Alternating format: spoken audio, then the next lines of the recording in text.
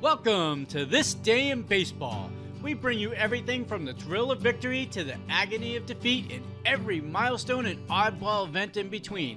Today's game is courtesy of thisdayinbaseball.com. You can come for a peek, make friends for a lifetime. Before, after, and during the game, check out the links below the video and visit the player pages, parks, and teams as you listen to this blast from the past.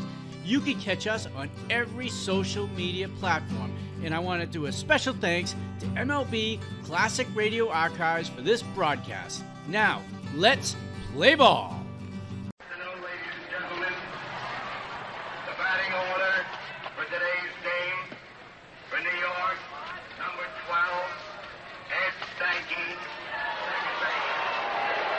Number 25, Buddy Lockman, left field. Number 16. Hello, everybody. Join us now for another Brooklyn ball game, brought to you by your favorite Post cereals and their terrific new teammate, Post Sugar Crisp. Yes, sir, Post is back to bring you the Dodgers again as they take on the New York Giants in the second of this three-game series here at Ebbets Field, Brooklyn, USA. This is the old redhead, Red Barber, and Connie Desmond will be along in the middle of the ball game, and between us, we'll take care of the play-by-play assignment. And your seat behind home plate today, no matter whereabouts in the United States you are, your seat is reserved thanks to your loyalty to Post cereals and your all-out cheers for sensational new Post Sugar Crisp. So with Post as your host, let's look around here at Ebbets Field and see what's on the docket. Public address announcer Tex Ricketts is busily going down the respective batting orders, and as you can gather by the cheers, this locale being Brooklyn, he's giving the Brooklyn batters. The starting pitchers will be Jack Kramer, the veteran right-hander who was sold by the Boston Red Sox during the winter to the New York Giants. Kramer will be making his debut in the National League. Jack Kramer will start for Leo DeRoche's Giants, and Dan Bankhead, the first Negro pitcher in the history of the Major Leagues, will get his first starting assignment for the Dodgers. When Bankhead was up and broke the ice a couple of years ago at Brooklyn, he only got in 4 games and on every occasion was a relief pitcher. So this is his Major League starting debut, and so thus it's a big afternoon for both of these right-handers. Kramer last year with the Red Sox won 6 and lost 8. He had a big year with Joe McCarthy, if you'll recall, in 48 when he won 18 and lost 5. In 44 with the Browns, Kramer won 17 and lost 13. That was the year the Browns went for their only pennant. And in the World Series against the Cardinals, he had a win and was not defeated. Bankhead last year was at Brooklyn's Montreal farm, and he won 20 and lost 6. Each of these pitchers has pitched impressively this spring, and that explains why they are getting the starting assignments. This clear, sunshiny, although it is a cool Saturday afternoon here at Brooklyn. Now for the invading Giants, and it's always a hot time in Brooklyn when the Giants come over. It's always a hot time whenever these two clubs tangle anywhere. Ed Yankee is leading off for the Giants. Whitey Lockman hits number 2 in left field. Third baseman Henry Thompson is batting third for New York. Rookie Don Mueller, M-U-E-L-L-E-R, is in right field. Center fielder Bobby Thompson. There are 2 Thompsons. Center fielder does not spell his name with a P in it. It's just T-H-O-M-S-O-N. Bobby Thompson in center. Alvin Dark, who came to the Giants along with Stanky from the Braves in that big winter deal. Dark is at short. Jack Hoshman, the rookie first baseman, hits 7th. Wes Westrom is catching, and Kramer is the pitcher. The umpires have just come out, and there's a conference at home plate between the 3 wearers of the blue serge suits. Groundkeeper Ed Durham, Alvin Dark bringing up the batting card for the Giants, and Captain Pee Wee Reese bringing up the batting order for the Dodgers. And the Brooklyn batting order that Reese has on his card is in this wise. Reese himself leading off at short. George Schuber is in left field. Jim Russell is in center field. Duke Snyder is the regular center fielder, but he has a heavy cold, which has given him some trouble. He missed the exhibition games of last weekend at the stadium with the Yankees because of this same malady. So Russell is in center. Russell played left yesterday. His first game was a Dodger. They got him from the Braves during the winter, and he had a home run and a triple. Jackie Robinson, the defending batting champion and the league's most valuable player. Robinson at second is hitting 4th for the Dodgers. Then comes Carl Ferrello in right field. Hodges, the first baseman, is batting 6th. Rookie Bobby Morgan, who is hitting very well, hits safely in all 3 games. Morgan at third.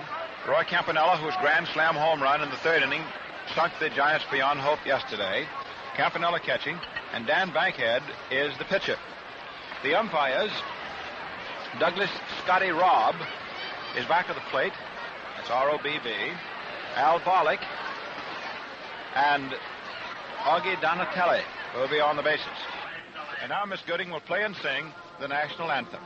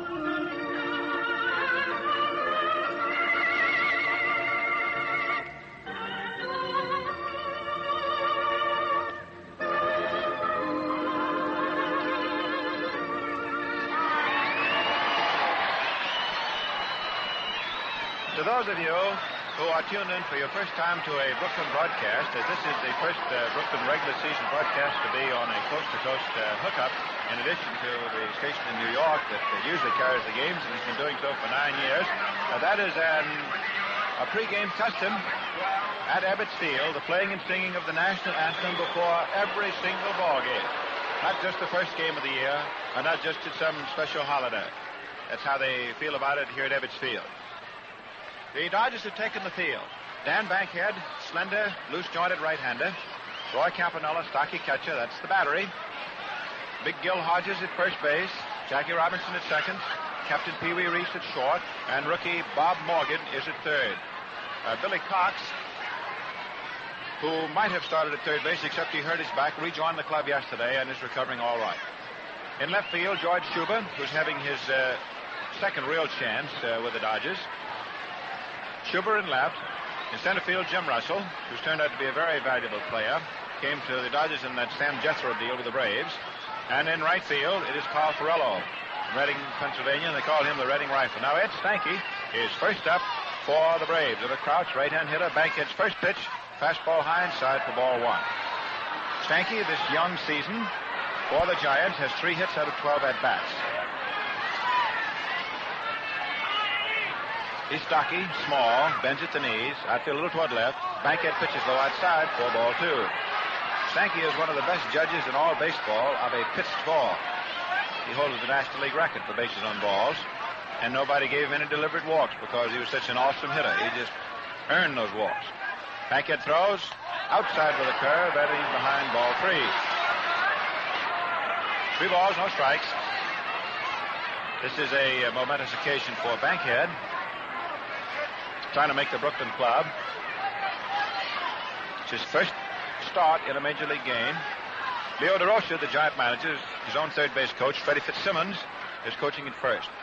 Now the 3-0 pitch. Ball 4, and Stanky walks, throws his bat away, and off the first he trots, so Bankhead walks the first man he pitches to without throwing him a strike.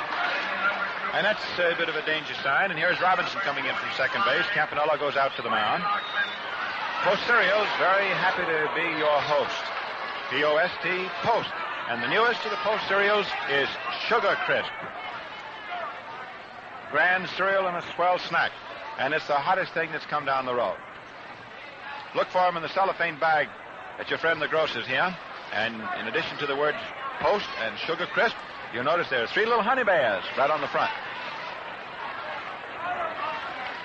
Bankhead in Montreal last year walked about as many fellows as he struck out. He walked 170 and struck out 176. Puddy Lockman, left-hand hitter for the Giants, batting at .333. Takes a call strike. Bankhead came down with his change. He slowed up on it and had it over. Campanella is most apt to make a pitcher use a changeup ball when he is getting wild. In other words, he makes him stay away from the fastball. Hodges holding first against Stanky, who's not too fast to run him. The Brooklyn infield halfway up, ready to go either way on a ground hit ball or a bunt. Outfield toward right. Lockman pulls. Fast curve swung on a fly ball out into center. Right to Russell, who comes in. He can't get it. He gets away from the ball. Suddenly sunk. Stanky goes on to second base and holds on. Russell seemed to have that ball right there up against his belt buckle. He just stood waiting. We said it was right after Russell. Then suddenly at the last moment, he ran in a step and dove for the ball and had to trap it. The ball must have suddenly sunk. The wind is not blowing in, the wind is blowing out. So it wasn't a question of the wind holding up the ball. It was a question of that ball probably sinking. Sometimes those line drives do that. So it is to be scored as a base hit. So there's a break for New York. Break against Bankhead. And let's see now whether the Giants can exploit this opening or just what happens. Yesterday's ball game, the first meeting of these two clubs, the Dodgers hammered the Giants early and often and beat them 8-1. The Giants have lost all three of their games this year. The Dodgers, after losing their first game with Philadelphia, won the next two. So Giants at first and second, and Henry Thompson, the Negro third baseman for the Giants, who broke the ice for the Polo Grounds, left-hand hitter, is up and takes a fastball low inside at the knees. Ball one. 1 ball, no strikes. Down in the Brooklyn bullpen, a fellow who wears number 13 by deliberate design, Ralph Branca, is warming up. Big towering right-hander warming up with Sam Narron, the Dodgers bullpen catcher. Campanella goes out to the mound again to talk to Bankhead. Don's in trouble. He put himself in trouble by walking Stanky without throwing a strike. And then something happened to that line drive, and Russell, who is a sure judge of a ball, didn't come up with it. He's standing there waiting competently. 1-0 pitch. Quick curve in there for a called strike. 1 ball, 1 strike. Dodger infield has to be ready for the bunt if that's the way Leo wants to play it. Batter Thompson. This is Thompson, Henry Thompson, left-hand hitting third baseman. Hitting at .375, 3 for 8 this year in a crouch. The pitch, he takes a curve high inside for ball 2. 2 balls, 1 strike.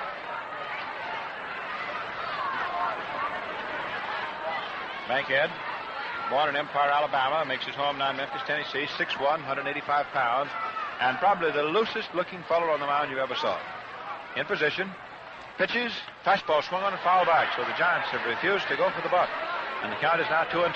2 balls, 2 strikes. DeRoche coaching at third hollers. All right, Henry. So we have action at Ebbets Field, Brooklyn, and there's always action here. Broadcast is toward right.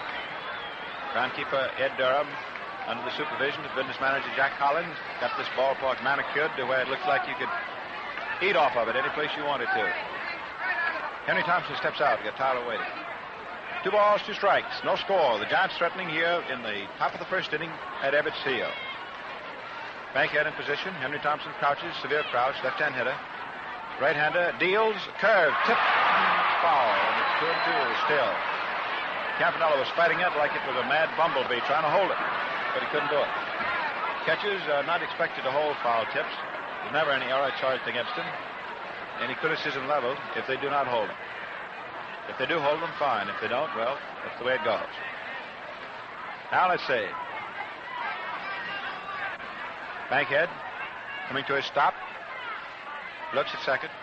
Deals. Curve way outside for ball 3.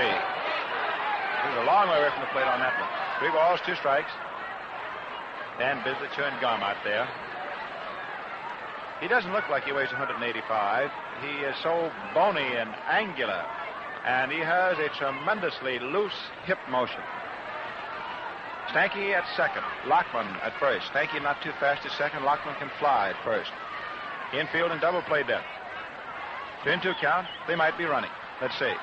They pitch, they don't go, and it's a curveball drilled out into right field. It's up against the wall for an extra base hit. Perella plays it on the bound. Stanky's coming around third toward the plate and scores on the single, and in the third goes Lockman, and it is 1-0 New York.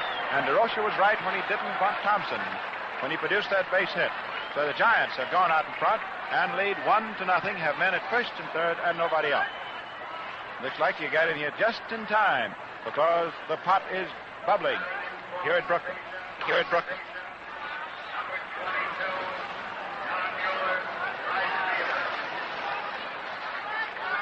Commissioner A.B. Chandler is just coming in the ballpark now with President Branch Rickey, and they're taking a box down by the Brooklyn dugout.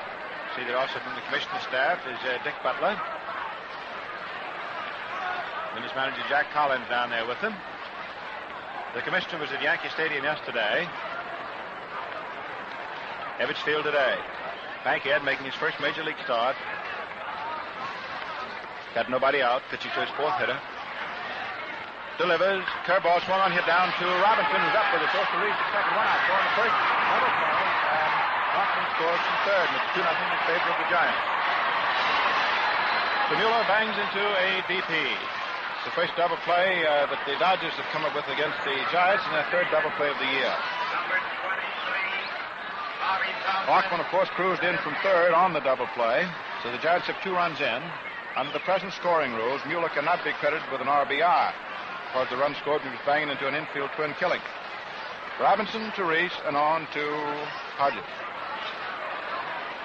So 2-0 in favor of New York. Both runs earned. And here is Bobby Thompson. Right-hand hitting, very tall center fielder. Bankhead delivers a curve, swung on, is beaten down to the big foul. Strike one. This kid, Bobby Thompson, was born in Glasgow, Scotland. So he's come a long way, hasn't he? However, as an infant, his family moved to Staten Island, one of the 5 boroughs in New York, and he came up with the Giants rather than with the Dodgers. He never was a Dodger fan. Wonderful ball player. Hit .309 for the Giants last year, 6'2", 190 pounds. Bankhead pitches, fastball swung on, foul back. No ball, 2 strikes. Leo DeRocha will tell you that he believes that this fellow up at the plate, his center fielder, Bobby Thompson, Thomson, can, in 100 yards, outrun anybody in baseball. He says he doesn't know whether Thompson can outrun Jethro of the Braves at 60 yards, but he knows he can at 100. Believes he can. This fellow can fly, long stride. Pitch, strike 3, fastball over. So Bankhead settles down after looking to be right there in the pickle bat. 2 runs for the Giants on 2 hits. The double play finally turned the tide. So it's 2-0 in favor of the Giants, and the Dodgers are coming in for their first licks for the afternoon. And look here, friends. Here's just a simple point-blank question from the old redhead to all of you. Do you eat cornflakes? Chances are you do. But look, here's the important thing. There's a difference in cornflakes, a real difference. You up and try Post Toasters, and you'll see just what we mean.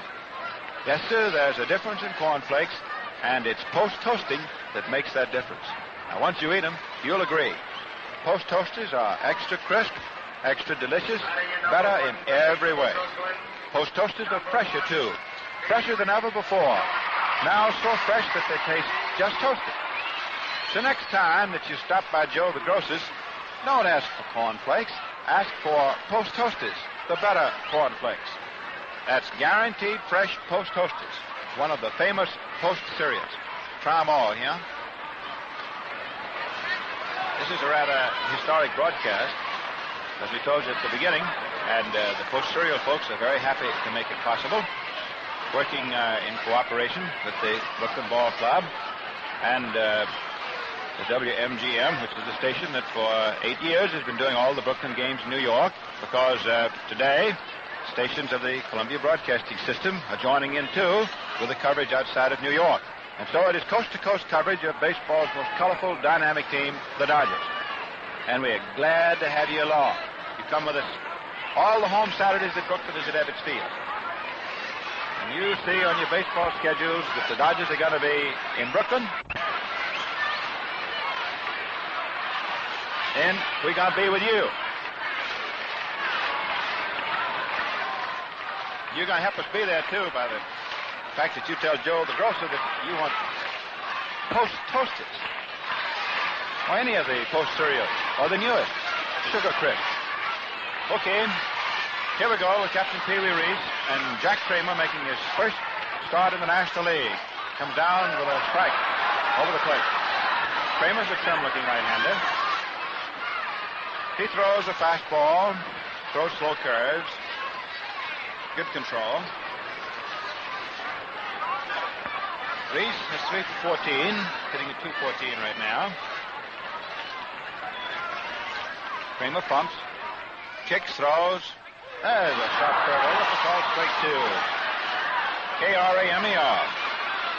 Jack Kramer.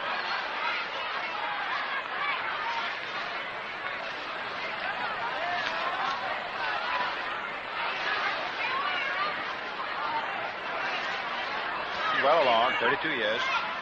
Outfield shaded toward left.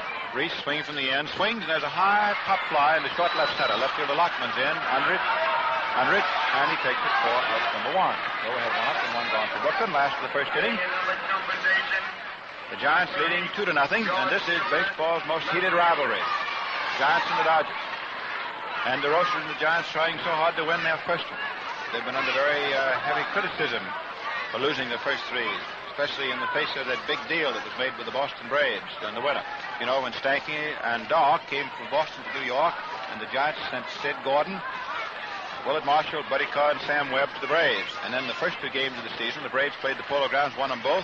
And in the second game, Gordon hit 2 home runs, won a grand slammer. Boy, that's really having that boomerang come back and hit you right between the eyes. But as Leo said today, it's a long season. George Schuber, left-hand hitter, takes a high outside fastball. Ball 1. Schuber has 1 for 8. He's being given another chance. Outfield around toward right side of the infield is back. It's a bright sun and a bright sky.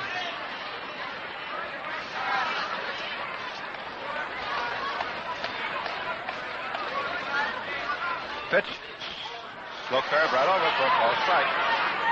Kramer's one of these fellows that pumps and hitches and tries to catch you between swings.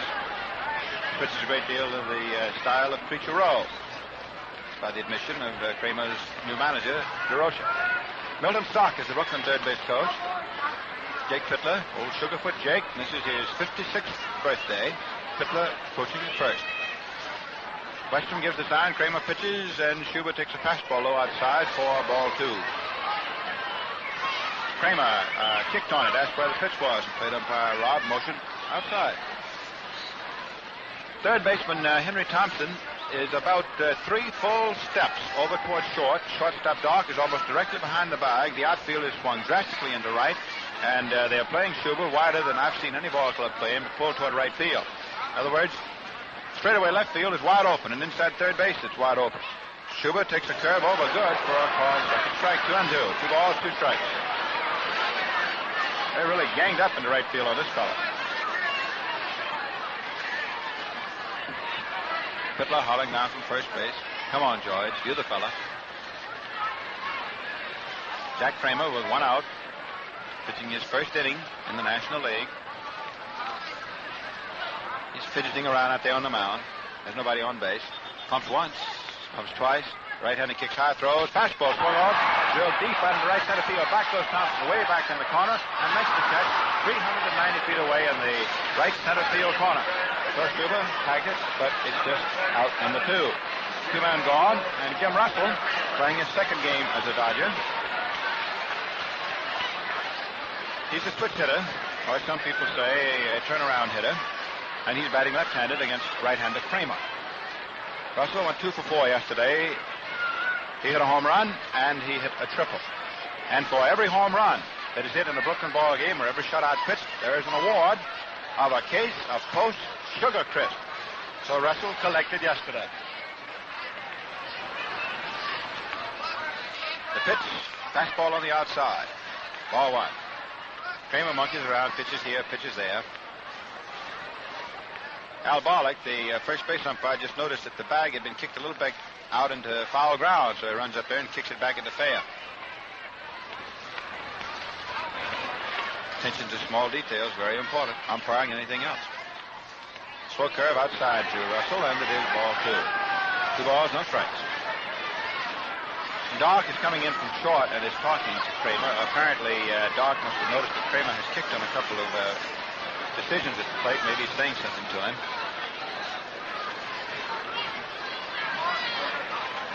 The Giants on top 2-0. They got 2 runs off Dan Bankhead right at the bell. Bankhead began his own difficulties by walking Stanky. That's the first rule in the book for pitchers. Don't walk them, and certainly don't walk that person. 2-0 pitch. Curve outside for ball 3. That was a big, slow rainbow. 3 balls, no strikes. In case you just joined us on this broadcast with the best wishes of Post Cereals, Sankey walked, went to second base as Lockman's line drive apparently suddenly sank in front of Russell. Russell seemed to have it caught all the way and then dove for it and too late. Thompson singled off the right field wall to get one. Mueller hit him to double play and the second run came over. There's a call strike for Russell on the outside. 3-1. Fine crowd here at Ebbets Field, and the Dodgers and Giants will be here tomorrow. Game time tomorrow, 2 o'clock, and business manager Collins told us before today's game there are 14,000 seats of all kinds that will be available on sale at the park tomorrow when the gates are open, around noon. 3-1 pitch, ball 4, and Russell becomes the first Dodger runner with a base on balls with 2 out after the first inning. Jackie Robinson, who is hitting so far with 6 hits for 11 at-bats at 544, the defending batting champion, presented by Ford Quick yesterday with a silver replica of a baseball bat sent by the Louisville Slugger people. The Hillerick Memorial bat, emblematic of winning the batting title last year. He was also voted the league's most valuable player. Robinson, his weight now is 208 pounds. He's in fine shape. Playing him straight away. The wind is blowing to right field. Curve is good on the outside for a call strike. Jack, I think, is a little unhappy about it, but he didn't turn around. For the Giants, the veteran Jack Kramer, making his first National League appearance. He was formerly over there in the American League with the Browns and the Red Sox. Wes Westrom is catching. Jack Hoshman at first. Russell is leading off at that point, 2 out. Stanky at second. Alvin Dark at short. The third baseman is Henry Thompson. Kramer in position, deals, curve high, and it is ball 1. It was very high. 1 ball, 1 strike. In left field for New York, Whitey Lockman. The center fielder is Bobby Thompson, and the right fielder is Don Mueller. Hit the umpires again.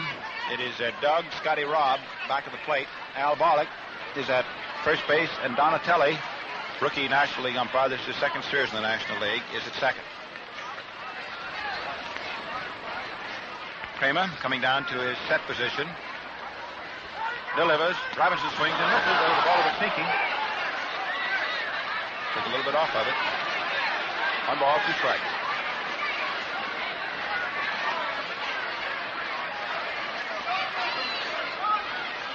Crowd's sort of quiet for the moment, but they don't stay quiet at Brooklyn long.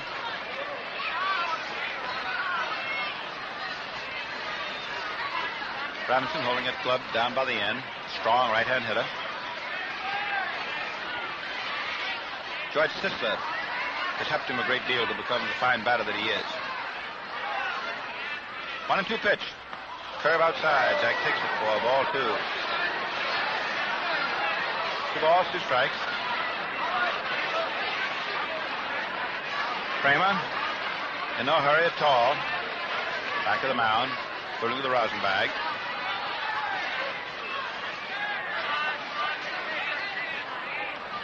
Two and two.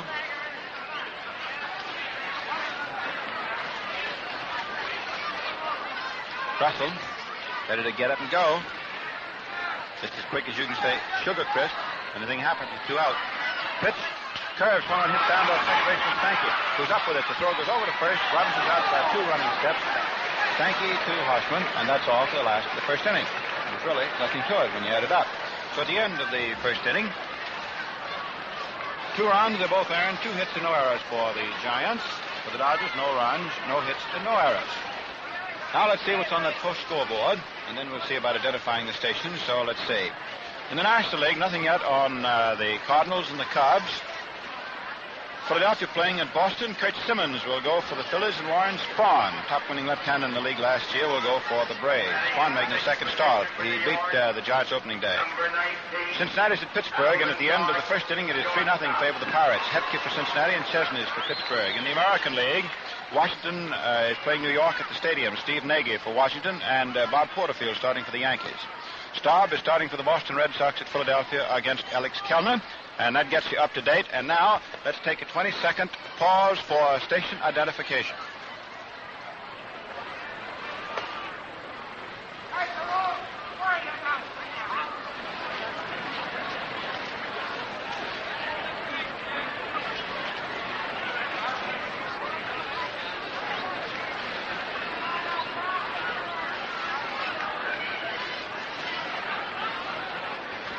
Hello, everybody, and those of you who may have just joined us, this is Red Barber speaking to you for Post Cereals from behind home plate at Ebbets Field, Brooklyn. The Giants are at bat in the second inning. Alvin Dark first up, and New York is ahead of Brooklyn 2-0. Dan Bankhead for the Dodgers delivers a fastball that's drilled in for a called strike. Dark is hitting at .417. He's gotten off to a good start with the bat. He is 5 for 12. He's a fine ball player. Open stance, feet wide apart. Takes a curve for a called strike. Nothing in 2. No balls, 2 strikes.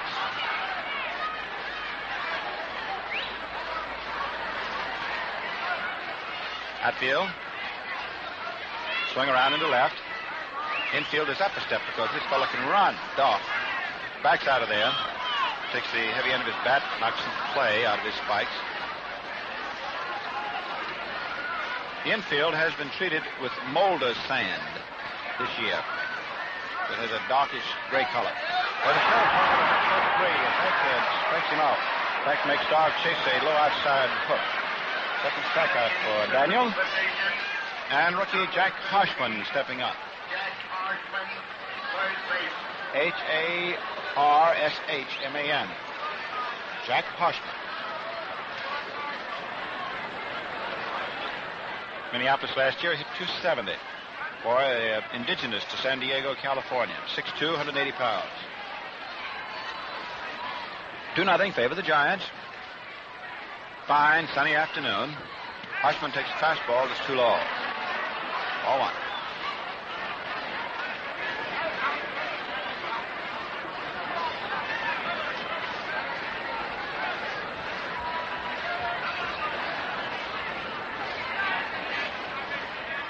Throw. Let a curve go inside the shin. 4-2. We'll keep you posted on the other ball games as they go along.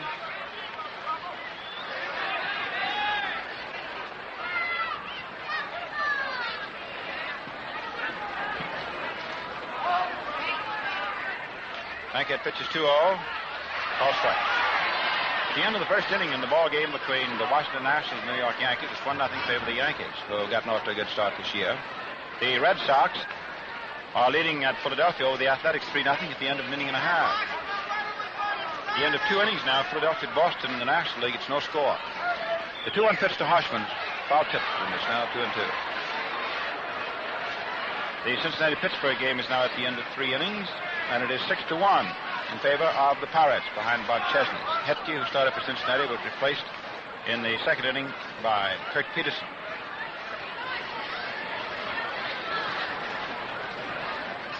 Hatfield, round to the right. Harshman, left-hand hitter, claimed to pull. This year he's had 2 hits for 11 at-bats, Walker 182. But percentages are not too indicative this early. 2-2 pitch, fastball, foul tip, still 2-2. Bankhead, turn that one loose. 2-2.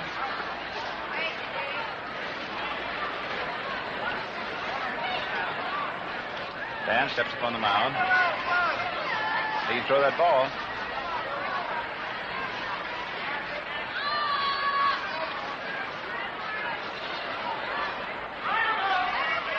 Sets. Delivers. Another foul ball. Back on the screen. 2-2. 2 balls, 2 strikes. Giants 2. Dodgers nothing.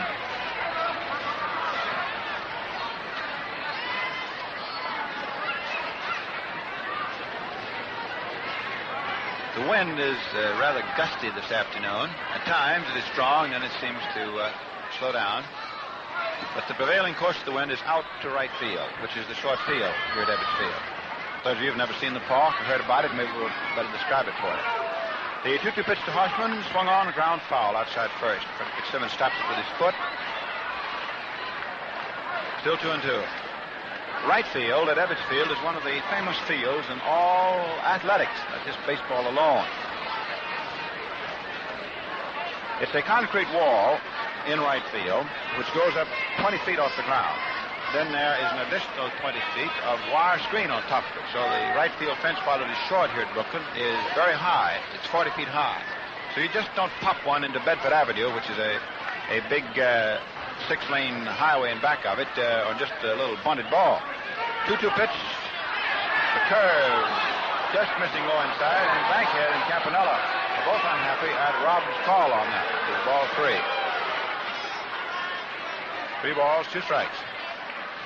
Bankhead really wound up, and he can wind up on himself, too. The distance down the right field line at Brooklyn, which is relatively short, is 297 feet. Bankhead stands at the back of the mound. However, in right center field, the wall slanting away is 395 feet. Then you have double-deck stands beginning in right center field and going all the way around the rest of the park and coming right back into the right field corner. In other words, it is just right field itself that has the wall, 20 feet of concrete, 20 feet of screen, and the scoreboard is also out there, and the scoreboard is stuck out in front of it, which causes a series of angles. The 3-2 pitch. Strike 3 swing, curveball. He swung on. Well, Bankhead has struck out the first 2 here in the second innings, 3 strikeouts all told. He got off to a shaky start, walking Stanky, and then having Lockman's line drive sink in front of Russell when it looked to be a certain catch for an out. Then Thompson hit the right field wall for a single, the wall we were talking about. Mueller banged into a double play. The Giants had 2 runs, but from that time on, Bankhead has gotten 5 outs, pitching to his last 4 men. Wes Westrom, the right-hand hitting catcher for the Giants, been around parts of the last 2 years. Open stance, takes a curve outside, ball 1. Westrom this year has not come up with a base hit, and he's been up officially 6 trips. 2-0, favor the Giants. Always business when the Giants and the Dodgers are on hand. Throw. Let up ball low inside, ball 2. Posterior folks from Battle Creek, Michigan way, very happy to be sending you this ball game from Brooklyn way. And whenever the Dodgers are home on Saturday, so will come these broadcasts. 2-0 pitch. Curve over, good. Ball strike. 2 balls, 1 strike. 1-1. Outfield toward left. To play Western to pull. Bankhead a right-handed deal. Fastball low outside for ball 3. 2-0 hard. Simmons pushing in first, hollers, hey, Wes, come on, get a good ball. Ebbets Field is one of the smallest ballparks in the major leagues. It seats nominally about 32,000. And part of its great charm is its complete and immediate intimacy with the game itself. You're never far away from the players. 3-1 pitch, curve swung on, fouled on top of the third base stands and out of the park. 3-2. So whenever you are at Brooklyn, you're actually in the ball game, so to speak. You don't have any great chasms and caverns and yawning distances, etc.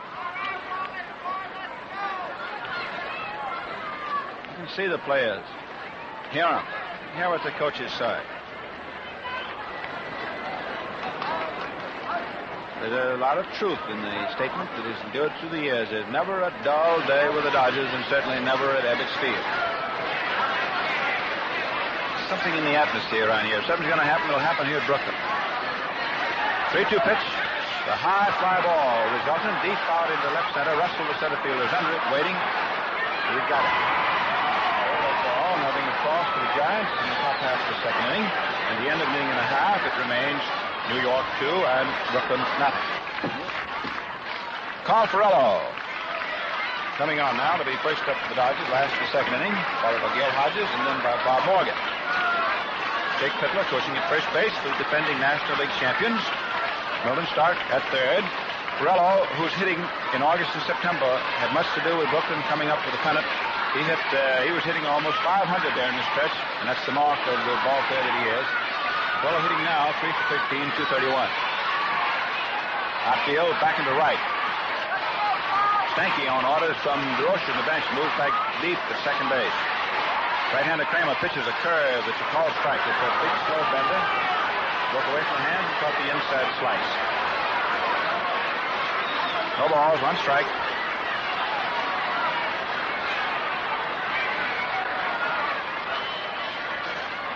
Throw has something in his eye. Steps out of the box for the moment.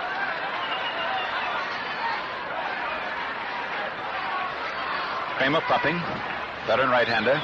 Kicks, throws. Let a ball in on the hands. He tried to make that look like the pitch just now when he broke the curve off the hands and over. But Polo stayed off of it, and the count goes to 1-1. Kramer uses a lot of slow stuff.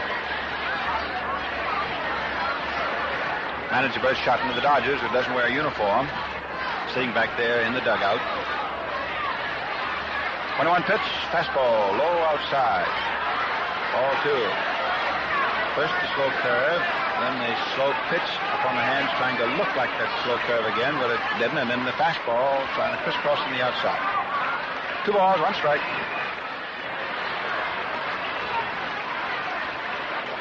Polo choking his stick just a little. He's quite strong. 2-1 pitch, fastball outside, 4-3. So Kramer is behind now, 3-1. Polo has the orders. He looks at third base coach Milton Stark, who usually is the central man in the Brooklyn wigwag system. Stark, of course, keeps his eyes glued on Boss Schotten. They're in the dugout for the word. In the major leagues, these fellas just don't go out there and do as they please. They take orders.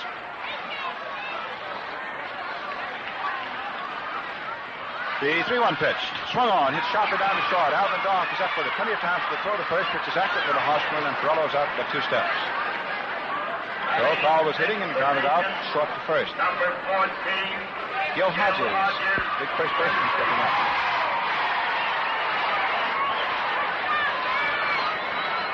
Continue giving you some distances at Ebbets Field. To the straightaway lower center field stand, it's 393 feet. Right center field to the lower stands, double-decked out there, 351. And in the left field corner, 348.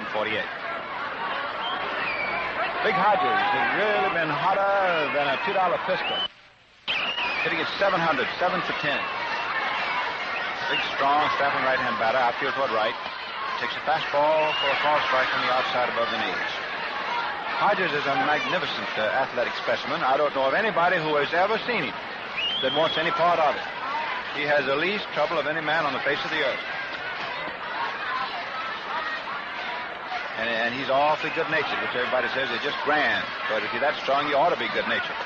Fastball inside on the short ribs. Saved him up again. 1 ball, 1 strike.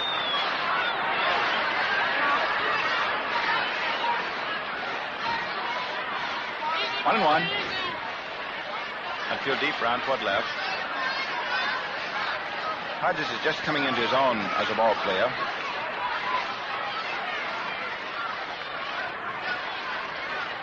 Big, strong guy from Indiana.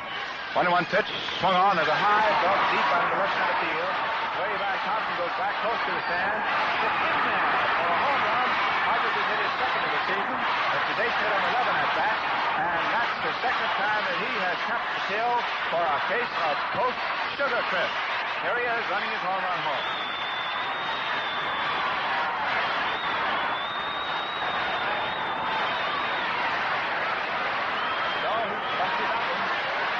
Way out there where it is marked, 390 feet in the lower left center field stands.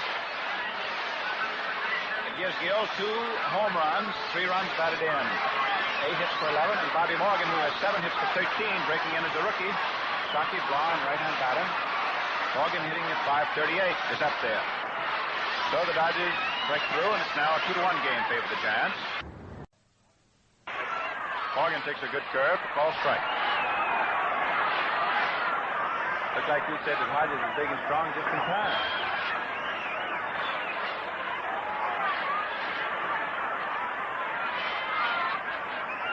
Infield straight away on Bobby Morgan, who was the batting champion, hitting at 337 International League last year, and the league's most valuable player. Takes a fastball high inside, ball 1. Nice Ricky's farm system, pushing up one promising player after another to the Dodgers. The great baseball dynasty being built for Brooklyn.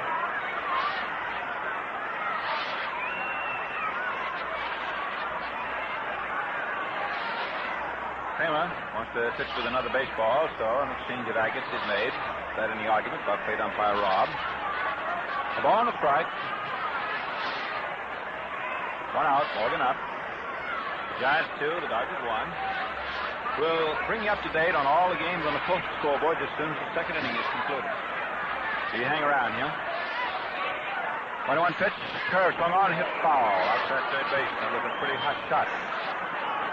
Ball is hit down toward the Giant bullpen, which is in the left field corner. The Giants and the visiting teams at Ebbets Field used the dugout on the third base side and the bullpen in the left field corner. The home club, the Dodgers, used the dugout on the first base side and the bullpen in the right field corner.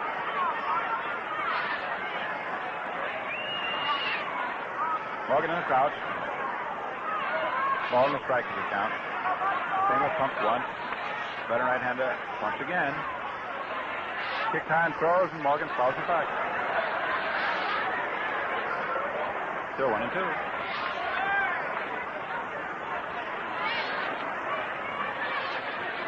.55 baseball is taken out by the umpire's ball boy. Doc from Justin Scott had a little visit with the pitcher. Somebody on. Gil Hodges just thumped one.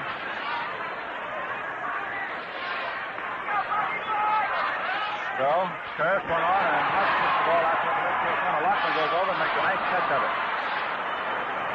Still out number 2. Lockman can go.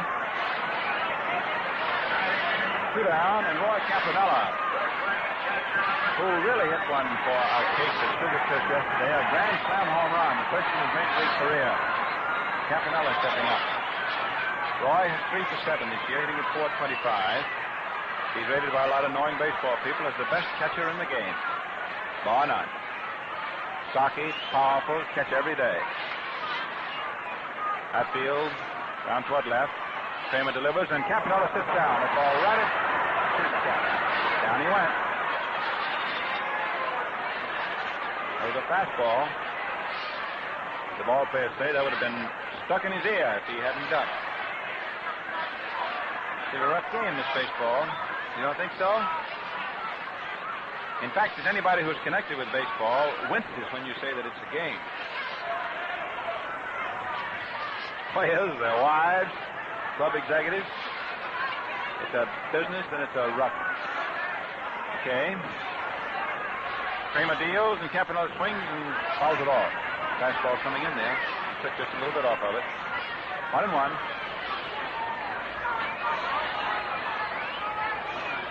Fine crowd on hand, headed by Commissioner Chandler, who's sitting down in the field box with Branch Rickey, the president of the Dodgers.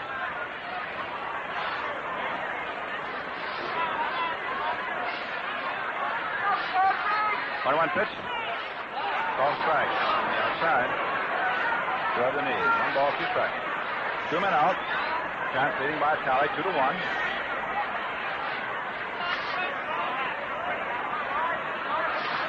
Your host is Post Sirius. Yes, ma'am.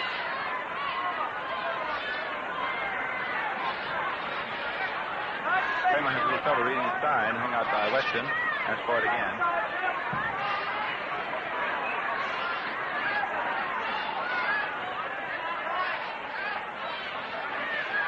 One and 2 pitch, curve, outside. Ball 2, 2-2. 2 balls, 2 strikes. The breeze is now blowing steadily and vigorously out toward right. It's a wind that would help a high drive hit toward right field. Would hold up to some degree a high fly ball hit out into left. Would help on the bias, the ball hit high out into center. 2-2 pitch, curve swung on and hit out into right field. There's Hilo back up against the scoreboard waiting for it. He makes the catch and Campanella is the top. So, Hodges started one and it's a run and a hit. So at the end of 2 innings, 2 runs, 2 hits and no errors for the Giants. 1 run and 1 hit and no errors for Brooklyn. All right, we promised there'd be 7 on that post scoreboard. Well, let's take a look around. The Cardinals, who won their first game and have lost their next 3, are at Chicago, where Bob Rush of the Cubs shut them out yesterday, 2-0. And Staley, who pitched the opening game and the one victory for the Cardinals so far, is going for St. Louis. Bill Boiselle, who is now with his 3rd ball club in the league, from the Giants to the Braves and now to the Cubs. Boiselle is making his first start as a Cub for Chicago, big right-hander. Philadelphia's at Boston. Kurt Simmons was counted on so much by Philadelphia, that young hustling club that Bob Cobbin has put together. Simmons starting for Philadelphia, and Warren Spahn, who's already pitched and won a ball game, and a complete one for the Braves. No score in the 2 innings. In the 3 innings, Cincinnati-Pittsburgh, it is 6-1 favor the Pirates. Chesney for Pittsburgh. Hefty started, and then Kent Peterson for Cincinnati coming on the 2nd inning. In the American League, Washington will off 1-0 favor the Yankees into the 1st inning. Boston and Philadelphia, it's 3-0 in favor of the Red Sox over the Athletics. Nothing yet on Chicago, Detroit, or Cleveland, St. Louis, but we'll have results later.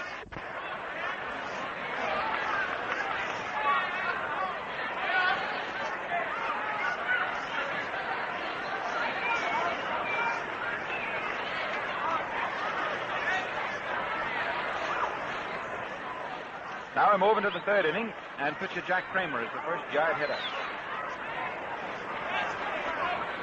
Outfield back into right. The wind has shifted and is blowing toward the right field corner now. Kramer, right-hand hitter. Bankhead pitcher to curve over first strike. Kramer hasn't been up in the National League this year, so of course we don't have any batting percentage for him.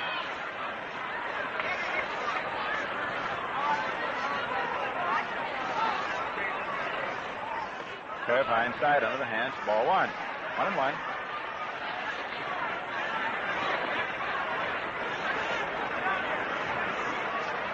Things going quietly to the 2nd. They won't stay that way long here at Brooklyn. 2-1 favor the Giants. Bankhead's pitch. Fastball is high inside for ball 2.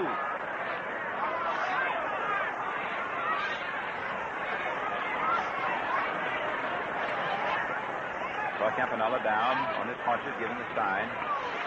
And a steady target thereafter. Pitch. Call 2nd strike. Fastball on the outside. Now Kramer steps out of there and starts arguing with Rob a little bit.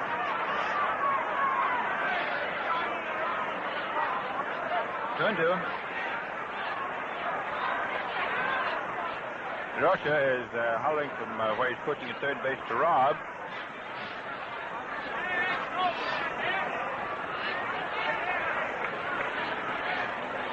Bankhead pumping. Loose right-hander pitches 2-2. Curve swung on. There's a high fly ball in close to the left field foul line. Stuber's over. He's under it, and the left fielder has it. 4 out, number 1. For Kramer is retire. 1 up and 1 away. Here's Ed Sankey, who drew the base on balls to begin the ball game, and was later turned into a run. First to the Giants 2. The first 3 men for the Giants got on. And nobody else had gotten on. 2-1. Favor New York over Brooklyn. Kramer putting on his jacket, going back in the dugout. Sankey is hitting at 250, 3 for 12.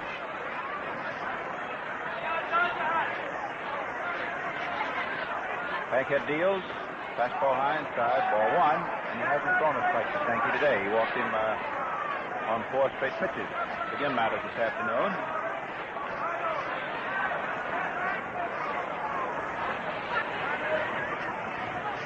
Don delivers. Fastball over 4 strike. There's 1. That's 1-1.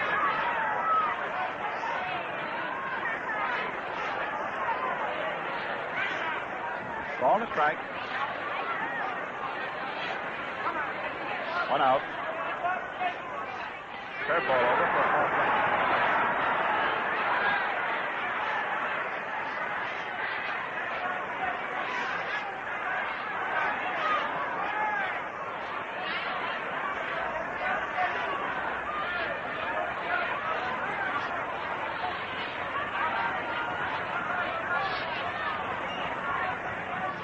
Throw, low outside.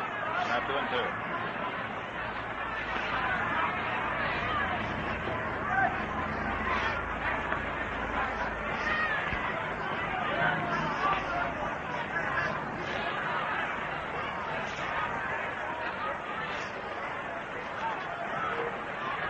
Pitch is a curve swung on, hit down to the third base and foul.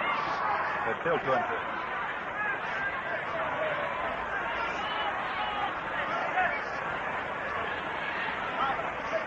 2 balls, 2 strikes.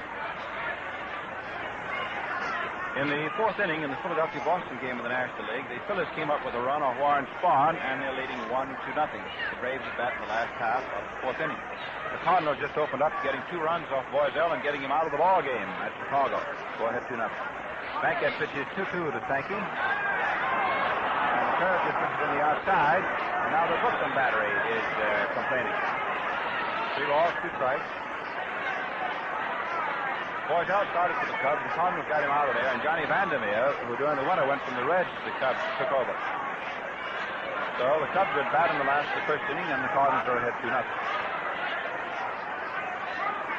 The Giants are leading the Dodgers here at Ebbets Field, 2-1. Sankey's the hitter. 1 out, nobody on.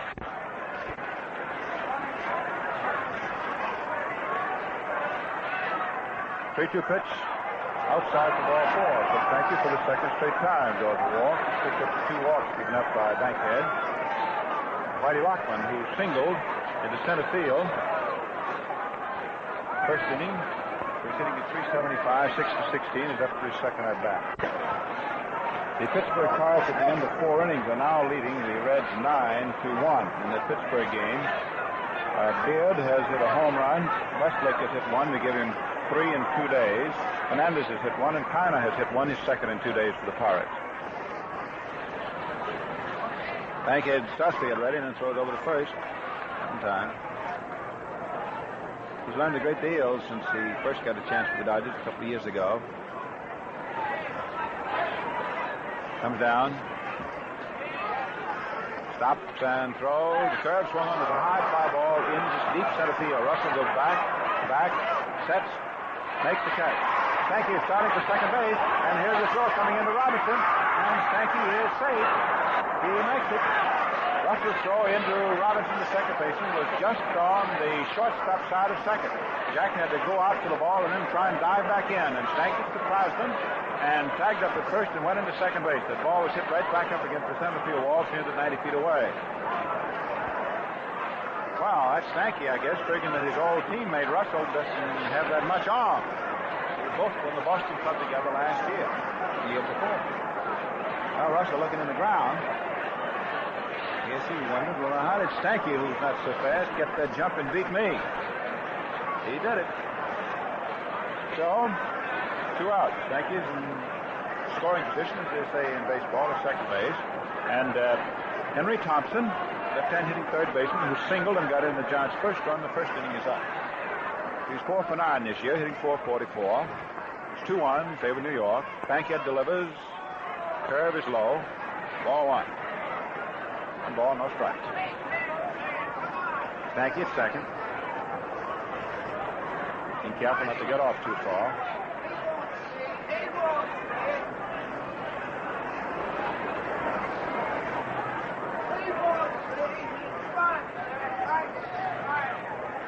The pitch. Fastball low inside. Ball 2.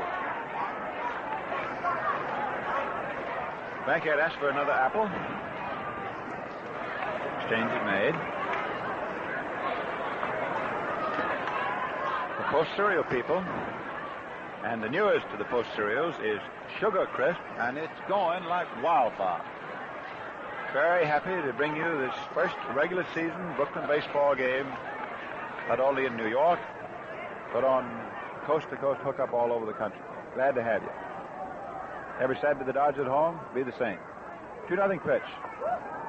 Curveball too high for ball 3. 3-0.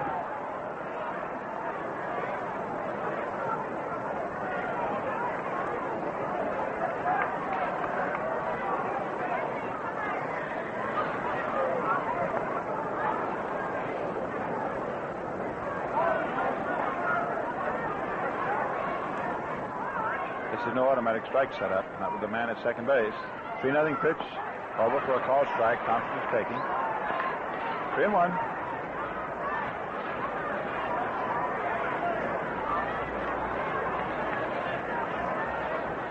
Henry is probably on his own up there to hit if he pleases. Spot like this. He's been hitting very well this young season. Right-hander Bankhead in position. Check second. Delivers. High outside for ball 4. So Thompson walks. That's the third walk given up by Daniel. Men at first and second. 2 out. Top of the third. Campanella goes out to the mound. Talks to the pitcher. Sam Narron, the bullpen catcher for the Dodgers, gets up down the right field corner. Hands the baseball over to Ralph Branca. And the big right-hander who wears number 13, he's one of 13 children, gets up, start warming again for the second time. Branca was throwing steadily, wasting no opportunity to get hot in the first inning when the Giants got their 2 runs, and it looked as though the Bankhead was in 1 hit of being out of there. Manager Schottman, of course, has a lot of patience. The Giants opened up in a hurry. Now let's see. Don Mueller, the left-hand hitting rookie right fielder, in a crouch.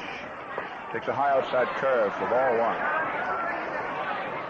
Stanky off second. Henry Thompson, who can run off first. They're ready to take out. 2 men retired.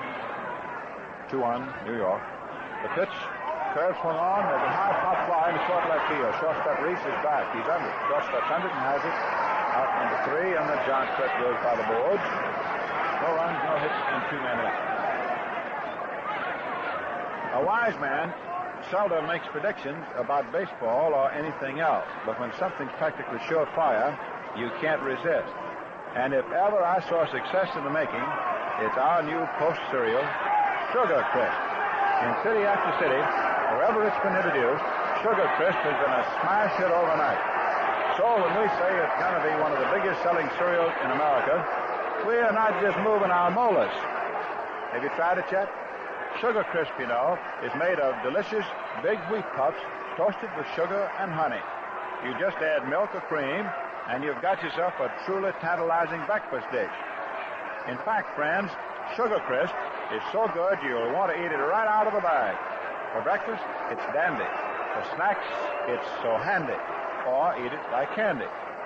Get a good supply at your grocer's, will you? Look for Sugar Crisp in the red, white, and blue bag with the 3 brown bears. It's a Post cereal. Well, let's take 20 seconds now and hear who everybody is. We'll pause for station identification.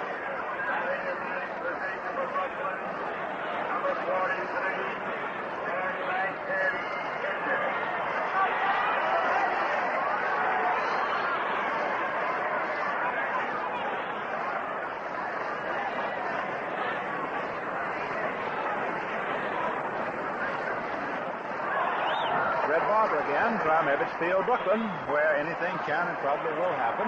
We're moving into the last half of the 3rd inning. It is 2-1 in favor of the Giants. Just now, DeRocha rather loudly hollered for plate umpire Rob and put up quite a squawk. A lot of talk, but much ado about nothing. And here is Bankhead, the Brooklyn pitcher, up for his first at-bat, and he's a good hitting pitcher. Swings, and there's a line drive over short out of the left field, and it's in there against the wall for a base hit. Bankhead is running on the second base. It's going to be at least a double.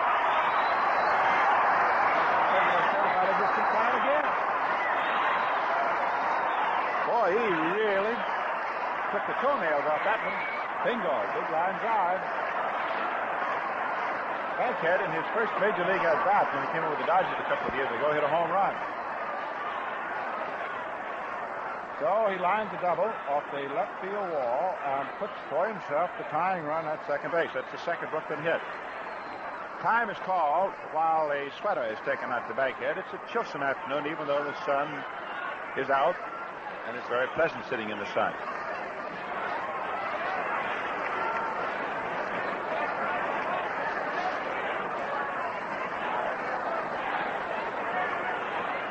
Stan Strahl, the Brooklyn bat boy, has just carried a jacket, a windbreaker, out to Bankhead. The Dodgers are wearing their home whites, and the Giants are wearing their road grays trimmed in black and orange. Westrum is down, giving the sign. Pee Wee Reese, who fired out to left field, his first at-bat. Hitting at 200 so far, 3 for 15. His batting percentage we give you are right up to the time the batter is there at the box.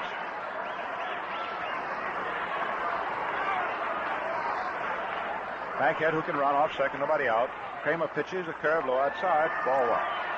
Speaking about our batting percentages, we're very happy on our broadcast to have with us a very competent young statistician, Bob Posadi, been with us for the last 3 years now. We're all bad on to give you the best broadcast we can. We got a fellow we want you to meet in the 4th inning, too, that you're going to like. A fellow named Connie Desmond. He and I have only been together 8 years. We're almost on speaking terms.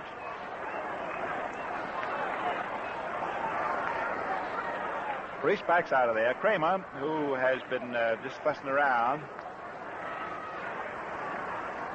now is up on the mound finally. He's in no hurry. Reese leading in. Infield upper step. The pitch is over. Fastball for a called strike above the knees. It was a fastball just a little bit taken off. Kramer is a change of speed pitcher. Sometimes it's hard to detect just whether he's putting on or taking off. The Dodgers are the tying run at second. Nobody out. Last of the third inning. The Giants 2 and Brooklyn 1. Kramer asks for the sign again. Steps off the rubber. Eyes on.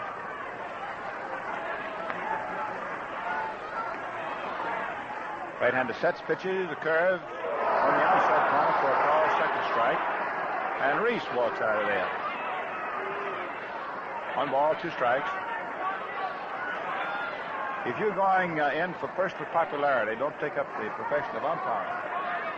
Anytime you call a player that's anyways a tall on the borderline, so sure as you call it, you're going to have 50% of the fellas in these monkey suits out here unhappy. 1 ball, 2 strikes. Wind blowing out to right field. Reese is a left field hitter as a rule.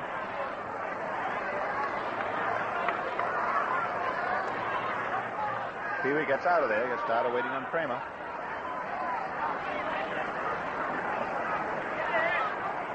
Veteran right-hander comes down, stops, delivers, curve outside for ball 2. 2-2.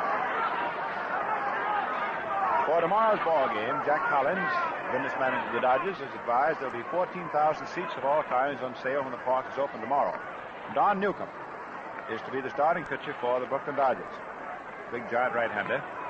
While for DeRocha, it might be Marty Kennedy, or it might be Sheldon Jones. Leo said there's a possibility it might even be Hartong, one of the 3, probably one of the first 2. 2-2 pitch to Reese. Swung on. There's a ground ball down the short. Bankhead's going over third. Dark throws to third base, and Bankhead is out.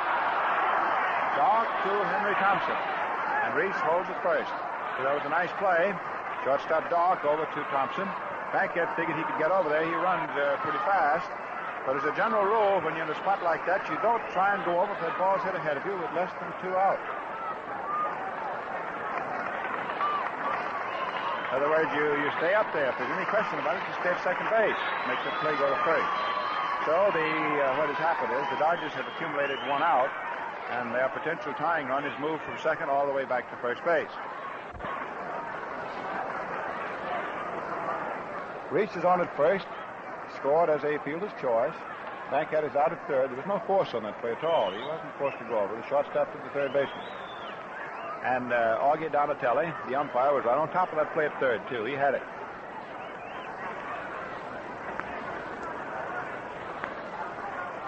George Schuber, who hit quite a fly ball, but Thompson, who can cover a lot of ground, made quite a catch of it in the first inning. Schuber has 1 hit for 9 at-bats. Of course, if he doesn't pick up, that means that Gene Hermansky would be out there in left field.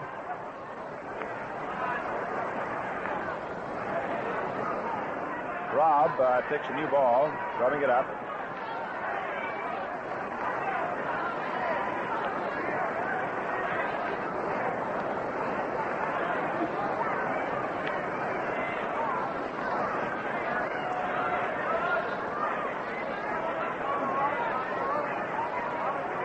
Outfield very much toward right. Infield has also swung drastically around toward first base. They play Schuber as strictly a right field hitter. Reese at first. 1 retired. Giants 2. Dodgers 1. Tying run at first. Right-hander Kramer pitches, and Schuber takes an outside one. About a 3/4 speed pitch for ball 1. 1-0.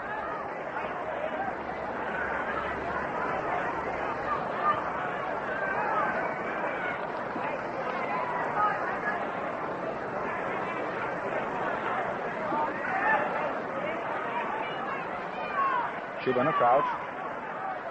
1-0 pitch. Curve low inside. Ball 2.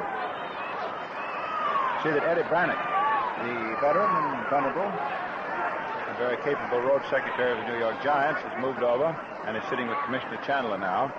Harold Parrott, the young road secretary of the Dodgers, is sitting on the other side of the commissioner, so the commissioner sort of learned all the facts, I guess, about how the fellows go around this league. I think he knew them already. I see Schubert up there 2-0.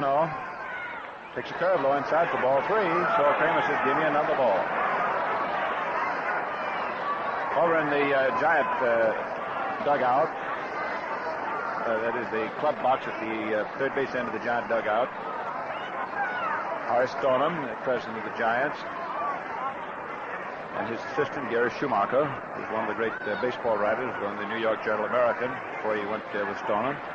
And Stoneham's friend and fellow who calls up #1 Giant Rooter, it might be Toot Shore. They're sitting over there.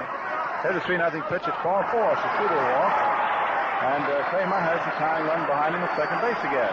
Walks Schubert right here. That pushes Reese over to second. Second walk given up by Kramer. And the Giants are a little bit starred now.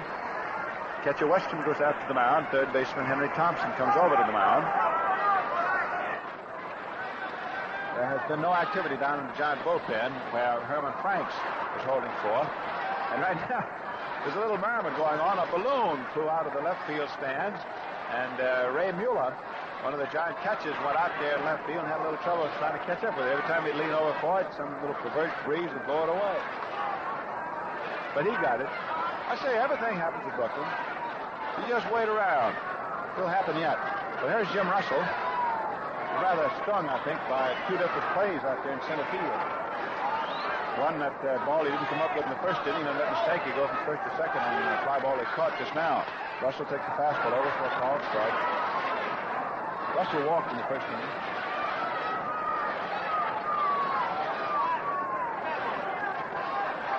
Outfield around toward right.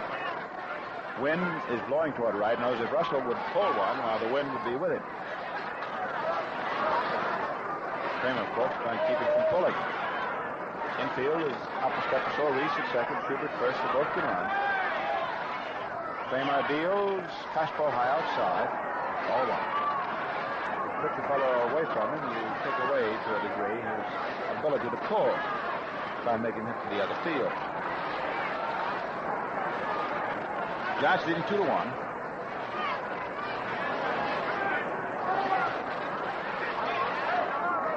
Third and final game of this series tomorrow afternoon, 2 o'clock, here at Ebbets Field. Russell gets out of there. Big rattle at a home between every one of Kramer's pitches. Now here's Yankee coming in from second base to the mound. He's going to visit with Kramer. Well, with me, I haven't got any place to go till fall. Fifth inning. At a stand. Now the stocky little second baseman goes jogging back.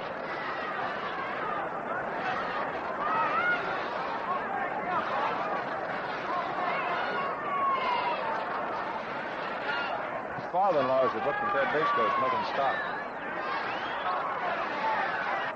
21 pitch. Curve swung on, hit right down to Stanky. Who's up with it over to second to Doc. 1 out, 2 on the first base. Double play. That's all. Russell is not having the day-to-day he did yesterday. So that closes up matters in the last half of the third inning. The double play is Stanky to Doc and over to Hoffman at first base. No runs, 1 hit. So Bankhead didn't help himself when he ran over to third base when Reese hit that half-speed ground ball to short. Well, folks, Post Stereo's very happy to bring you the ball games. Very quickly, let me run over the Post scoreboard. At the end of an inning and a half of the Cardinal-Cub game, it is 3-1 in favor of the Cardinals. At the end of 5 innings, the Phillies and the Braves, it is 1-0 in favor of the Phillies. At the end of 5.5 innings of the Pittsburgh-Cincinnati game, it is 9-1 in favor of the Pirates, with Beard, Westlake, Fernandez, and Kiner hitting home runs. That gives Westlake 3 for the year and Kiner 2. In the American League, at the end of 3 innings, Washington is leading the Yankees 4-1. And they got Porterfield out of there in favor of Sanford. At the end of 4 innings, the Red Sox lead the Athletics 4-0 behind Starr. Chicago and Detroit have begun. White for Chicago and Hooterman for Detroit. And it is no score at the end of half an inning. Nothing yet on Cleveland at St. Louis because of the divergence in time. We told you a few moments ago that Connie Desmond was coming on to do the middle of the ball game for you. I don't know of a finer broadcaster and, more important, a finer man. I've often said, and I'll repeat it again, as long as we've got coast-to-coast listening today, anytime Desmond quits, I'm going to go right out with him. So here is Mr. C.J., better known to the trade as Connie Desmond. And, friends, he'll con you. Thank you, Red. Bobby Thompson leading off. Al Dark will follow, and then will come Jack Harshman, the big first baseman. So Dan Bankhead, making his first major league start, has got himself a honey going here. New York out in front, 2-1. Bankhead swings into his windup, comes down with his first pitch, a curveball in there for a strike. Thompson 4 for 9. He was off to a very slow start in the first two games the Giants played over at the Polo Grounds with Boston. But he's found the range, getting at 444. He figures to be one of the big guns in the Giants' attack this year. Comes up almost on the tips of his toes. He levels that stick. Bankhead spins down, in through there with a curve. Strike two called. 2-1 the way it stands in favor of New York. Outfield is set up just about straight away here on Bobby, and they're deep.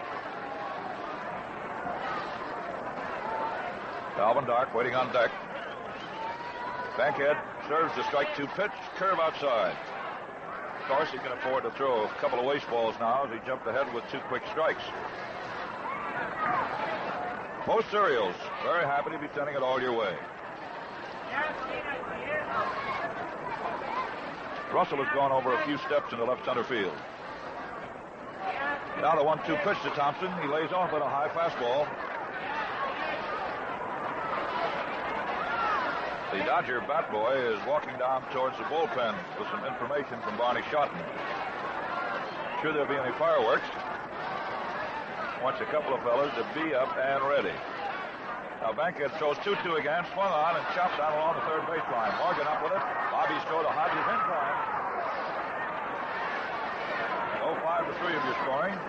One away in the top half of the fourth inning.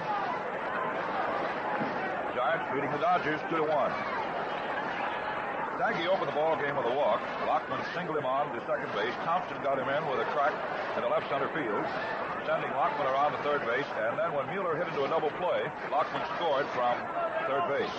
That's how the Giants got their two. With one out in the second inning, Hodges unloaded a big four-base blow deep back in the left center field stands. It was quite a wallop. First pitch to Dark is high for ball one. Bankhead, after that wobbly start, has settled down. Not given a hit since Thompson, who was the third man up in the first inning, hit a run in. Bankhead throws again, overhand fastball, whizzed right through there for a called strike. He has a very deceptive, almost swivel hip motion out there on the mound. And he's got a little fancy flutter kick along with it. Dan spins, come down the curve, outside. Dark ran up as if to bunt. Pitch was way wide. Ball two, strike one.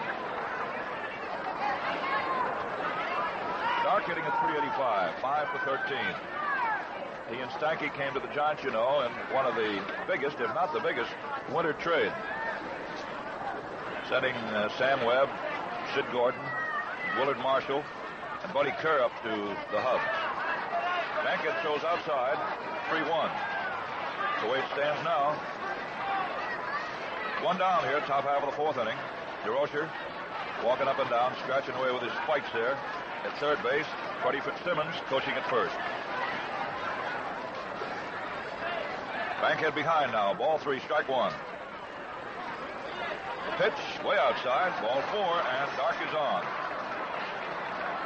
Walk number 4 given up by Dan. Jack Harshman, who struck out his last time up. Big, tall, gangly first baseman, left-hand hitter. Had a little trouble getting that bat on the baseball, hitting at 167. Went up 12 times and got a couple of base hits. One of them was a home run at the Polo Grounds against the Braves. Came with a couple on, too. Giants, you know, have yet to win their first ball game of the 1950 season. Dark at first base. Bankhead's pitch comes down. Harshman steps away from a curveball that broke tight up against him. Ball one. This, you know, is the ballpark that haunts the Giants. Oh, some of the rough ones they've lost over here.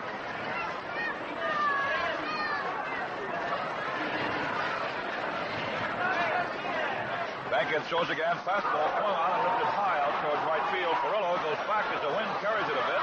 Now he waits at the base of the wall, makes the grab, and back to first base comes Dark.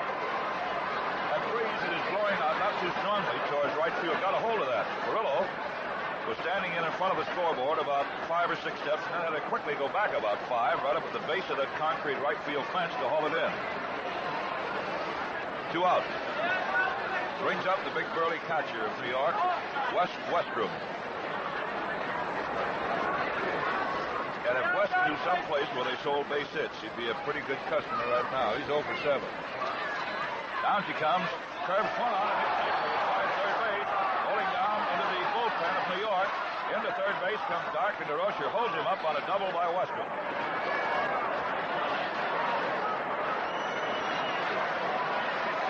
Well, the only fight spot for Bankhead right now is the fact that he is going to pitch to Kramer, the pitcher. 2 men in scoring position. Westrom at second, Alvin Dark at third base.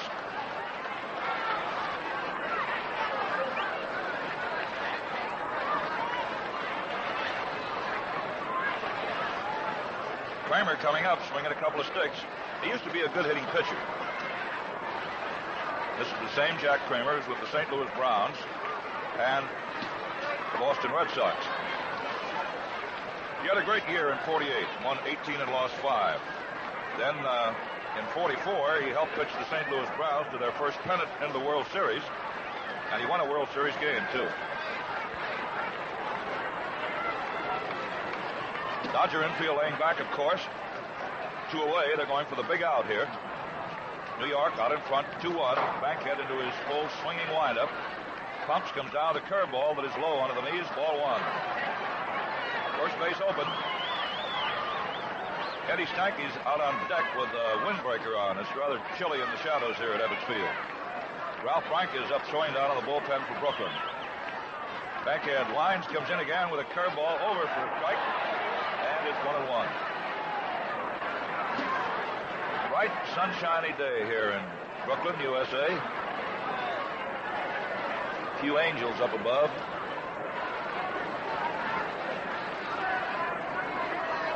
Dark jumping down off third base, and a balk is called. A balk is called as Dark jumping down off third had Bankhead stopped his motion out of the mound. And a balk is called. In comes Dark on the third base, goes Westrom, and out to talk to Scotty Rabb goes a whole mess of Dodgers. Clyde Sukforth is up appealing the Dodger case. The jury wasn't out long on that one, I'll tell you that. Dark came jumping down off third base. Bankhead, who had started his motion, stopped. The balk was called. In from third base to score comes Dark. And Westrom moved up a notch. So the score is now 3-1 in favor of New York. The thing that makes it aggravating for the Dodgers, not only the balk, but they're in a pretty good spot to get out of the inning with Kramer, the pitcher, up there. Bankhead winds. Down comes another one. Swung on. There's a fly ball hit deep back in the left field. Schubert goes way, way, way, way back. But the ball is up in there for a home run. And Kramer hits one in the left field seats. That gets 2 more runs over. Well, how about that, huh?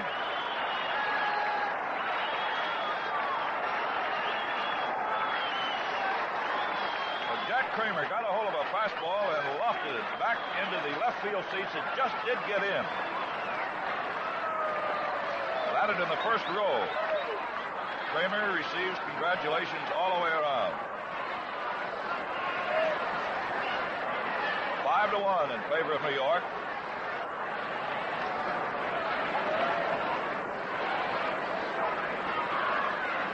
Eddie Eddie Stanky, who has walked both times, stepping in now. 2 out. 3 runs over here in the top half of the 4th inning. One scoring on a balk, the other on Jack Kramer's home run. Bankhead now ready to serve his first pitch here to Stanky. Comes down with it swung on and fouled back up over our heads behind home plate. Strike 1. Well, the Dodgers thought they were in a good spot with a pitcher coming up, but things didn't work out that way. Mr. Kramer was a boy who was in a good spot. Big DC-6 flying over into LaGuardia.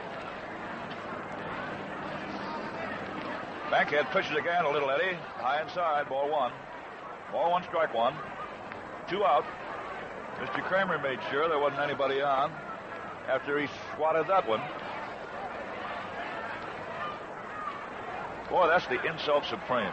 The pitcher hits a home run off you. Curve drops in there for call strike 2. Ball 1, strike 2. 5-1. Favor the Giants. Now, the Rocher's got a little smile on his face now. He hasn't had much to smile about this year. Bankhead's next one, a curve that is low. Ball 2. 3 runs in here in the top half of the 4th inning. 5-1, New York. Post cereals. Happy to be sending it all your way. Say, by the way, have you tried Sugar Crisp yet? Oh, boy, if you haven't, right after the ball game, you better get to your grocery store and stock up. They're the new cereal sensation, added to the great family of Post cereals. Now the 2-2 pitch, and it's over. Call strike 3. Yankee is out. 3 runs on 2 hits. Nobody left. Well, here it is, fans, hot off the press. The new 1950 Dodger Yearbook, complete with page after page of up-to-the-minute information of your favorite ball club. The Dodgers come alive for you in this book, in stories and in pictures. They are colorful write-ups of all the players, 48 pages of vital statistics, and Post Cereals is arranged to put it in your hands right now when the season's just getting underway. Now, here's all you do. Take the top of any regular-sized Post Cereal package or the front panel of a Sugar Crisp bag and send it with a quarter to Dodger Yearbook, Box 79, Brooklyn 1, New York. That's easy, isn't it? And this is the same book that sells for 50 cents at Ebbets Field. So get in on a grand bargain offer. Send 25 cents and a box top from any regular-sized Post Cereal package or the front panel of a Sugar Crisp bag to Dodger Yearbook, Box 79, Brooklyn 1, New York. And make sure your name and address is included, won't you? And you'll get your copy of this great Dodger Yearbook, Toronto.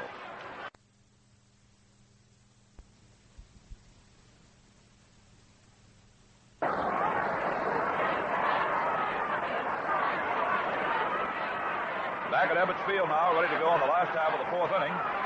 New York leading 5-1. Post Cereal sending it all your way. So the Brooks has some work to do. Robinson will lead it off. Jack has been up once and grounded to second base. Polo will follow, and then will come Big Hodges. It's been the one-man assault for Brooklyn today. Big home run. Robinson lays off a pitch that wrinkles outside. Ball 1.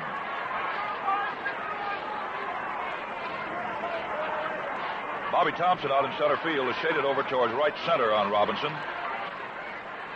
Lockman is straight away out on left, and Don Mueller, the right fielder, is playing over in front of the scoreboard. Sort of fanned out. Kramer throws again low outside. Ball 2. New York 5, Brooklyn 1. We have 2 very slow pitchers working. Ball game in the last half of the 4th inning, and it's an hour and a half old. Kramer kicks him down, another one on the outside edge for a call strike. 2-1. Branca continues to throw down in the bullpen. The Dodgers get down deep enough, they may hit for Bankhead, or maybe this will be all for Dan. We'll have to wait and see. That's Schotten's job, not mine. Now the 2-1 pitch, swung on and bounced slowly down towards short. Third baseman Thompson is over, up with it and goes to first for the out. I don't think Dart could have made the play, and Henry Thompson hustled over, cutting in front of the short fielder, scooped it up, and threw him out. 5-3 of your scoring. One away now as Carl Perillo steps in. Shortstop Dart threw him out. Carl led off the second inning.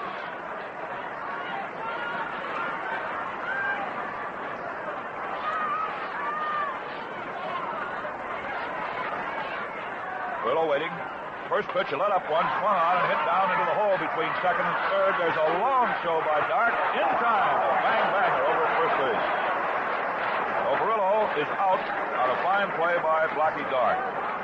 Al had to go into the hole, and that's the toughest play for a shortstop to make. Over to the right, scoop up the ball deep, then turn and make the throw accurately and in time. And Perillo, one of the fastest men on the squad. So you can see that Mr. Dart not only had a tough play, but he made it. 2 down.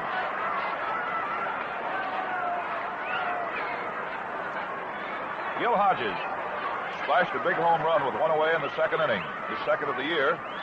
The Dodgers' lone tally is up. Gil batting at .727. Pitch outside. Ball one.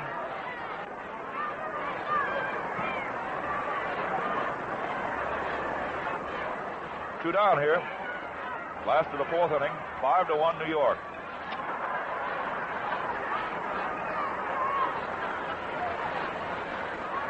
Kramer sends another one through there for a call strike. Ball one, strike one. The picket line of the Giants are deep and around into left.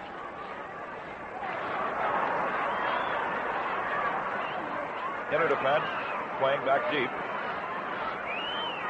Got a fellow up there. Gil Hodges can really overpower that baseball. Now the 1-1 pitch, overhand fastball, down in the corner, the strike two call.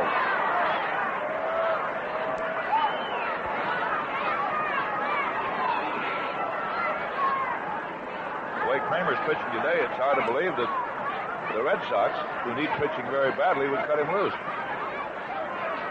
He's got it today so far. So you got to get him in the clubhouse. Oh, they're yours. Hodges swings and misses on a let-up curve. Boy, that really had him hands up. So down he goes, a waving. First strikeout by the way for Big Kramer. And the Dodgers go out trailing 5-1. Manager Schotten, who plays things pretty close to the vest, decided that Bankhead had had enough. Had two bad innings, the first and the fourth. You can't have many. While he was in there, he walked 4, struck out 3, gave up 5 runs and but 4 hits.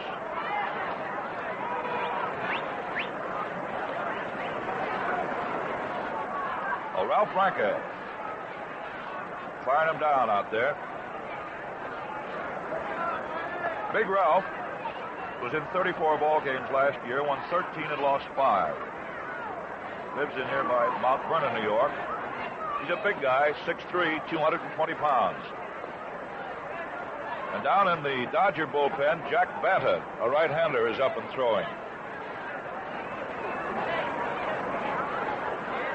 So let's see what the Giants will do here in the top half of the 5th inning. Lockman, Thompson, and Mueller will be coming up in that order.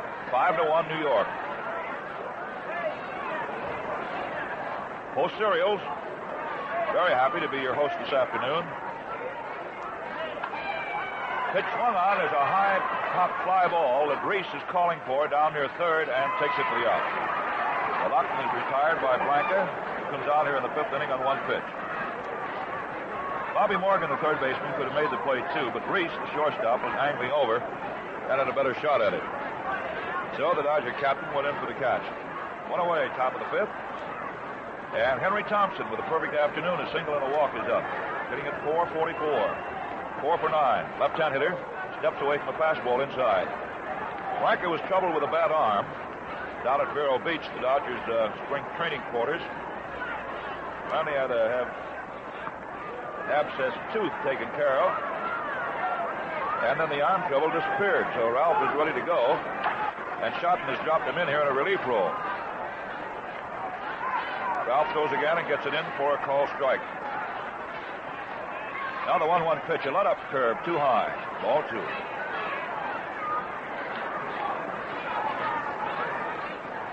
One out. Top half of the 5th inning. Giants 5, the Dodgers 1. Franca turns, comes down with another pitch, and this one is Nixon.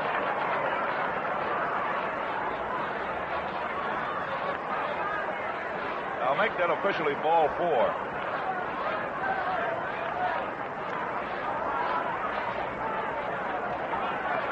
This is awful close. Official score says no, ball 4. No hit batsman. So if you're scoring, put a W down next to Thompson's name. Up there now is Don Mueller, the right fielder. Dodgers infield in double play depth. Thompson goes down to second. The pitch swung on and rolled out to Robinson. Jack's throw is to first base, and Henry now is down at the pickup post. That was a hit and run play, and all Jack could do was make his play to first base because Thompson was off as Franca came down with his pitch. Mueller also hit it rather slowly out toward second base. There was no chance for a double play. Bobby Thompson, who took call strike 3 in the first inning and grounded out to Morgan his last time up at third. 2 out, top half of inning 5. Score 5-1. Favor of New York. First pitch to Thompson, swung on and dribbled slowly down along the third baseline. Morgan's got to come fast. Picks it up, throws to first, not in time. A squibber down along the third baseline. Franca came off the mound. He could not feel the ball as it trickled by him. Morgan had to come all the way. Made a bare hand pickup and another hand throw over to Hodges, but not in time. And Thompson, who can fly, they nicknamed him the Flying Scot, you know, outlegged it for a base knock. On to third base comes Henry Thompson. So Franca's in trouble right now with a good hitter coming up, Blackie Dark. Now struck out his first time and walked the last. Banta continues to throw down there to Sam Naren's big mitt in the Dodger bullpen along the right field line. Dark, right-hand hitter, runners on at first and third, 2 out here. Dark plays off a high fastball, ball 1.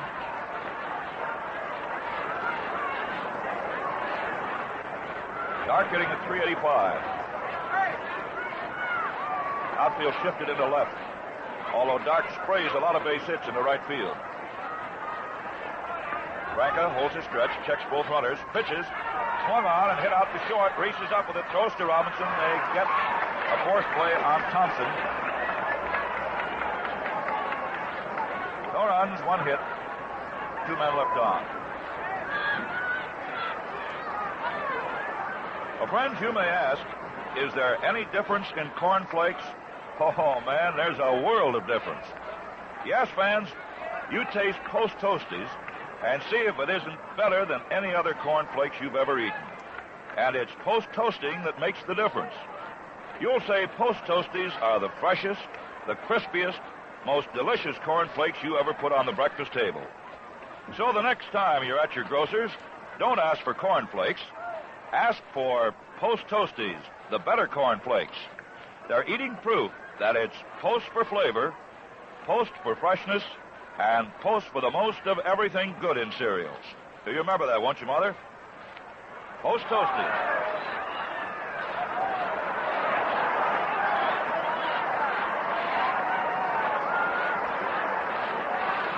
You can probably hear a little stirring around Ebbets Field. They just posted 5 big runs for the New York Yankees in the last half of the 5th inning. And they now move out in front of Washington by the score of 6-5. Well, those Yankees have really been knocking in runs, haven't they? Maybe we can duck in some more scores for you. The Red Sox in Philadelphia at the end of 5 innings are tied up 4-4. Stobbs against Kellner in that ball game. Chicago and Detroit have just started. Bill White for the White Sox. Art Hudeman for Detroit. Chicago failed to score in their half of the first inning. Bobby Feller going for Cleveland against St. Louis's Stubby Overmar. Pick up the National League as we go along here. Bobby Morgan leading off for the Dodgers, 5-1 in favor of New York. Kramer comes down with his first pitch, let up curveball that is swung on and foul tipped back. Jack Maddox continues to throw down in the bullpen. The National League, for the Cardinals, it is Jerry Staley who won his first start. Cardinals have 3, Chicago 1. Boys Hill started, Vandermeer in the first, and Paul Minner, the former Dodger, in the third inning. Philadelphia 1, Boston nothing at the end of 5 innings. Kurt Simmons for the Phillies, Warren Spahn for the Braves. Kramer takes too much time and Morgan backs out. Pittsburgh having a picnic at Forbes Field, leading Cincinnati 9-1. They're knocking home runs over that short left field fence, too, out in Mr. Greenberg's Gardens, as they call it. Morgan takes high. Beard hit a home run in the second inning with 1 on, his first of the year. Wally Westlake hit his third in the third inning with nobody on.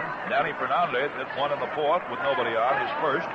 Ralph Kiner hit 1 in the fourth with a man on, his second. Kramer, triple pumping out there, kicks up, comes down, the pitch swung on, and hits through out into center field for a base hit. Morgan lacing into that one for his 8th major league hit. Line single. Rocky Dark made a stab at it, but he couldn't get to the ball.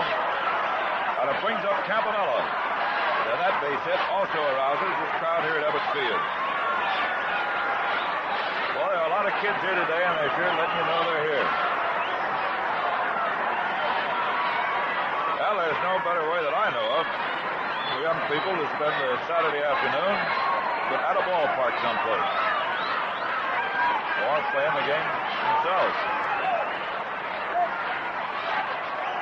Morgan on at first base. Jack Harshman comes in to cover the inside corner of the bag to keep him close. Kramer now to his stretch, pitches to Roy, and the ball gets away from Western. Morgan smashed to second and holds up. Ball skidded in the dirt, and Western was able to partially block it to keep it from going behind. Cal Abrams is out on deck to hit for Branca. So it looks like Manta will be coming on to be the third Dodger pitcher in this ballgame.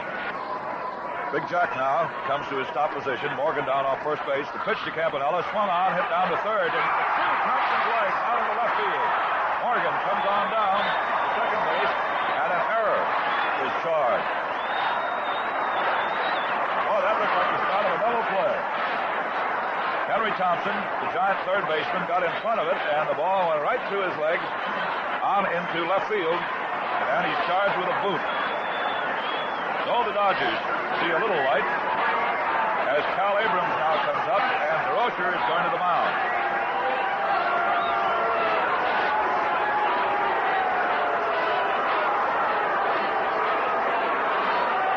First error of the ball game. DeRocher is out of the mound with his catcher, Western.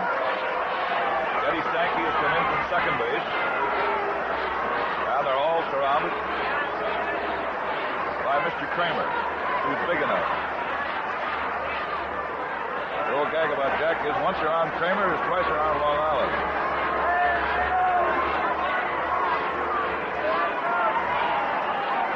Well, the little conference out of the mound breaks up. DeRocher comes walking back to the giant dugout, which is situated to the left of home plate here at Ebbets Field, on the third base side. Dodgers along the first baseline. So Cal Abrams comes up to hit for Ralph Branca. And it'll mean that Vada will be coming on. He's throwing alone down in the bullpen. Kramer to his stretch. Pitch into Abrams, a low curve for ball one. Campanella on at first base. Morgan is at second, thanks to the error by the third baseman, Henry Thompson. That ball was hit sharply down the third and swiftly enough to start a very easy double play. The Dodgers will take runners anywhere they can get them against this Kramer. Ball one to count. Abrams, big, strong, left-hand hitter, lives right here in Flatbush. On Kramer's pitch, fastball outside, ball two. 2-0 the count. New York leading the Dodgers 5-1, and the Brooks trying to battle their way back here. The error has opened the door for them, and let's see if Abrams here now can continue on. Reese is out on deck. Nobody out. Morgan down at second. Campanella at first base. Post Serial's your host. Hey, mothers, you put Sugar Crisp down on that grocery order of yours? Well, if you haven't, you better do it. Right now. Now the 2-0 pitch. Curveball on the inside corner for a strike.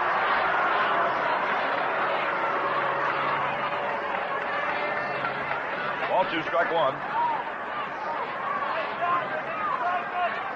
Batter continues to throw. He wants to be ready when he comes in. Sheldon Jones, a right-hander, warming up for New York. Down along the left field line. Kramer to his stretch, stops, pitches 2-1, and Abrams swings and misses. Strike 2. What a ripple. To unwind him. Ball 2, strike 2. Billy Cox is here with a ball club, but not in uniform. That bad back of his still kicking up on him. 2-2 count. Kramer trying to get pinch hitter Cal Abrams. Cal sets it stick. Kramer serves to him. Over. Ball strike 3. He got it. A beacon. There's nothing more embarrassing for a pinch hitter to go up there and take call strike 3. Well, DeRocher's out at the mound once again. Pee Wee Reese coming up, bringing a couple of sticks. Well, the last board of directors meeting for New York worked out all right for them. They went out there, talked it over, and struck out Abrams. Well, DeRocher decided, well, if it's good once, I might as well try it again. Kramer, of course, just coming into this league, is not too well acquainted with these hitters. DeRocher has been around a long time. This tells him the series of pitches he wants. Bob Morgan down at second base. Roy Campanella at first with 1 out here. Last of the 5th inning. And the Giants leading the Dodgers 5-1. Kramer now goes to work on Reese. Right-hand hitter. First pitch off the corner. Ball 1. Pee Wee's having a tough time starting. He has 3 base hits out of 16 at-bats for a very low percentage of .188.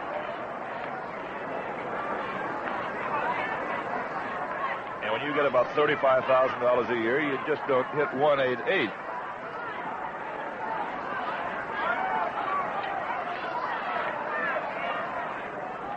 Kramer taking his time. He's in a spot here and wants to wiggle out of it. Bat is just about ready. Throwing a couple of leisurely pitches. Both runners lead away now. The pitch. Reese takes a curve outside. That was awful close. Reese didn't know whether to go at it or not. Checked his swing, and it flipped outside. Slider. Ball 2.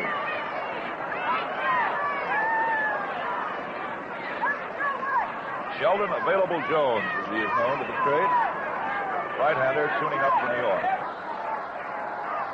Now the ball 2, offering low outside. Ball 3. The Pirates upended Cincinnati this afternoon, 9-2. That's the final score. Bob Chesney's winning his first game of the year. He lost 1, the opening day assignment against St. Louis. Pittsburgh 9 runs, 12 hits and an error. Cincinnati 2 runs, 8 hits and no error. Pirates great home runs all over the place. Kramer rolls, comes down the pitch on the corner for a strike. 3-1 now on Reese. And Pee Wee takes a long look down to Milton Stark, coaching at third base, to see what they want him to do about this one.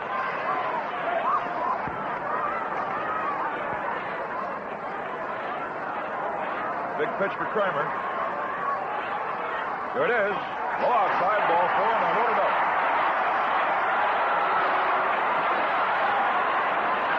Well, Kramer walks Reese. And that pushes Morgan around to the far turn. Campanella goes to the middle stop. And Reese is at first base with 1 down here in the last half of the 5th inning. George Schuba, who's been trying to battle his way on this ball club, could endear himself to the hearts of many a Flatbush follower by nudging one right now.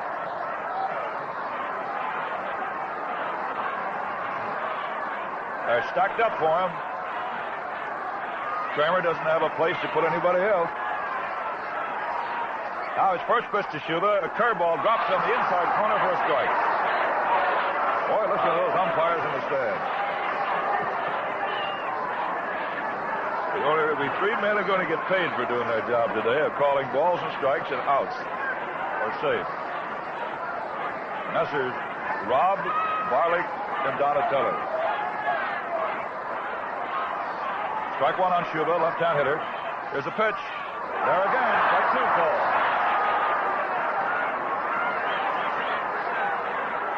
Schuba is 1 for 9, hitting at 111. One look ahead, Jimmy Russell, the switch hitter, is out on deck. Here's a pitch. Curves home on. A little weak foul ball hit off first base. Harshman under it and takes it for the out. No 2 out. Schuba uppercutting a curveball, fouled it up and into the mitt of Jack Harshman, the Giant first baseman. Jimmy Russell, who had a big day yesterday, having a little trouble today, hit into a double play and walked. Also had a little action in the outfield. A fly ball that he misjudged dropped in front of him for a base hit off Lockman's bat in the first inning. And then Stanky, who is not a speed merchant, picked up and moved from first to second on a fly ball that was hit to not too deep center field. Well, all of that will be forgotten. Mr. Russell can unload here. 2 out. New York 5, Brooklyn 1. Bantanal is finished up in the bullpen and is walking in towards the Dodger bench. Kramer into his windup, kicks him down, the pitch outside, ball 1.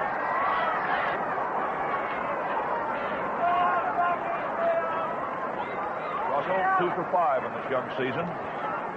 Figures out the percentage of 400.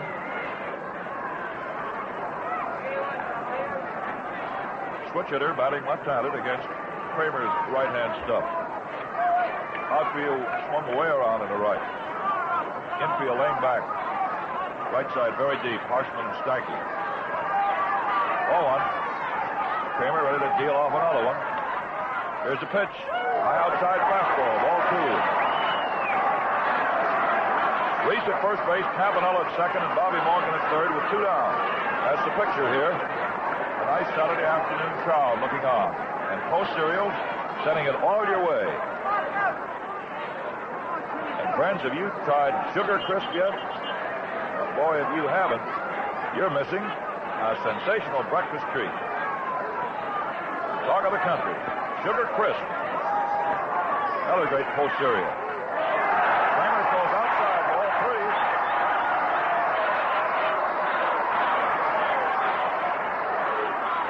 3-0 count on Jimmy Russell. Jackie Robinson on deck. Dodgers will take them any way they can get them. This, you know, the most heated rivalry in baseball.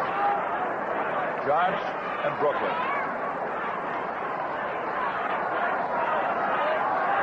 Now the 3-0 pitch, and it is on the corner for a strike.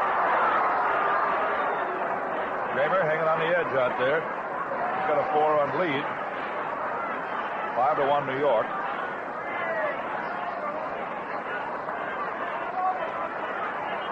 Russell, after picking off his sign from Milton Stock, coaching down at third base, steps back in again.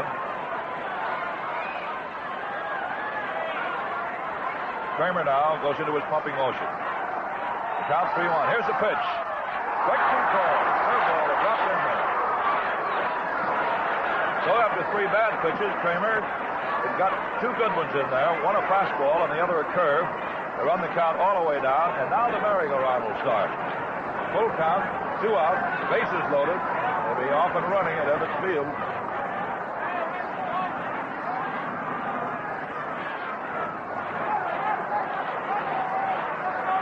Morgan at third, Campanella at second, Reese at first. 2 out.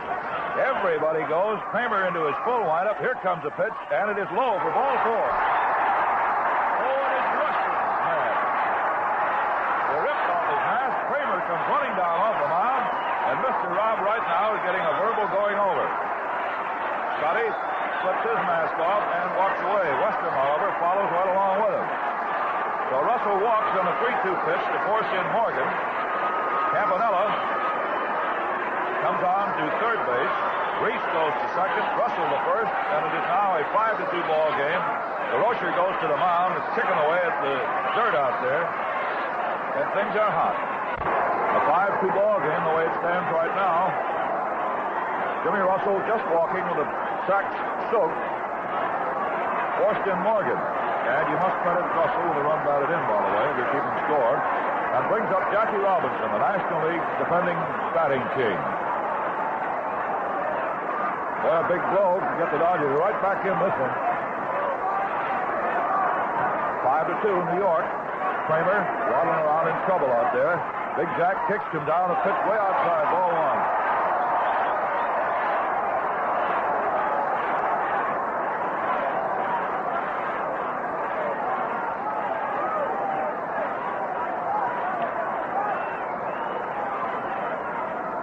Sheldon Jones still warming up for New York. Banta, who will go on to pitch the top of the sixth inning, is already ready. Sitting on the Dodger bench right now. Robinson up. 0 for 2 today. Go outside curveball, ball 2. Jack grounded to second base and to third in his 2 previous trips. Sitting at 462, 6 for 13.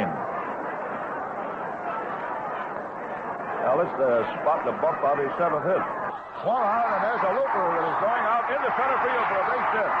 Campanella home to score. Reese is in to score, and into third base standing goes Russell.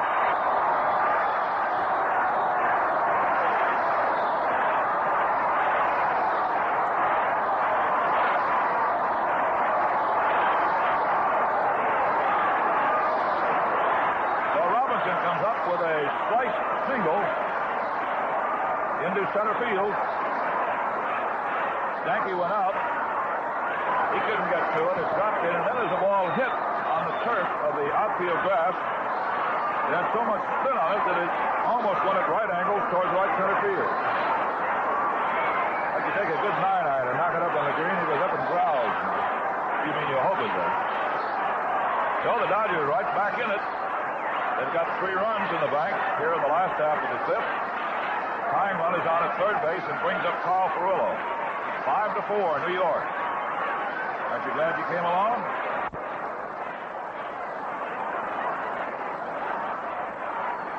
Jack Banta has now gotten up and gone back down to the bullpen. He's been hot and cold. Carl Furillo up. Both times he's grounded to short. 0 for 2. Robinson down off first. Here's a pitch. One out and miss. Carl tried to check his swing, but went around. Strike 1. Jimmy Russell with a tying tally is at third base. We have another final score. Bob Elliott came up with a home run in the last half of the 8th inning to beat the Phillies 3-2. And Warren Spahn gets his second win of the year. So Elliott is the big man on the hub tonight. He can bust him. The Dodgers know. Furillo swings and misses this one quickly in the right field. The base knock. Robinson makes his turn at second. Here comes a throw to third, but Jack is in standing. They're all even.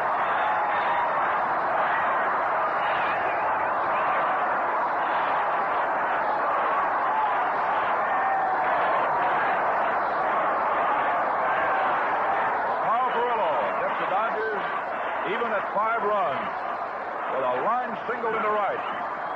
I think that also is going to get Mr. Jack Kramer out of there.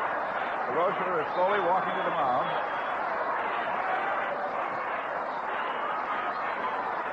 Leo, with his head bowed, his hands on his hips, walks to the mound. He hasn't pointed out to the bullpen yet. He wants to give Jones a chance to throw about 3 more warm-up pitches.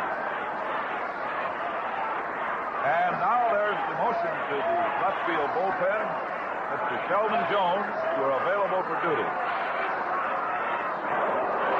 Jones announced. Now he's officially in the ball game.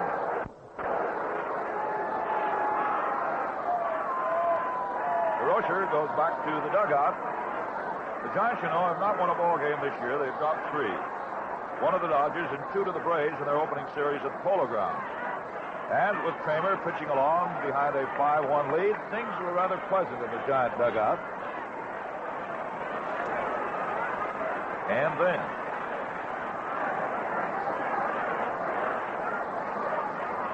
Jones is tuning up out there in the hill. I'll tell you a little bit about him. Jones in 42 ball games last year with New York won 15 and lost 12. He had an earner on average of 3.35. He was born out in Tecumseh, Nebraska. Now makes his home at York, Nebraska. 6-footer, about 180 pounds, right-hander. This is his first relief job of the year. Started a ball game and lost it. So he has a record of no wins and 1 setback. Well, he's all tuned up. Says he's ready. We'll see. Gil Hodges, who had a home run his first time up with 1 out in the second inning and struck out the last time, is the man he'll be serving him up to. And Jack Batty, who has pitched half a ball game already in the bullpen, is going at it again.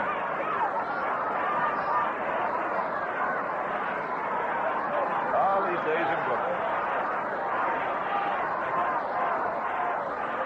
Both Serials happy to be sending you this scorcher. 5-5 tie on the last half of the 5th inning. Ball game 2 hours and 15 minutes old. Outfield deep and around to the left as Big Hodges comes up. Robinson down off third base. Willow off at first. Now the pitch. Swung on and fouled back. The Dodgers have their 2 running champions out there. It's a good spot for a double stealer. They want to work it that way. But they got a good hitter up there, too. Well, if you're a manager, what would you do? 2 out. If I was a manager, I'd look for my paycheck every month and be happy. Jones comes to a stop position. Here's a pitch. Curve outside. Ball 1. Robinson jockeying up and down off third base. It always gets the fans going. Speaking of managers and the tough job of it is, you know, there are 6 new managers in the International League this year. 6 of them.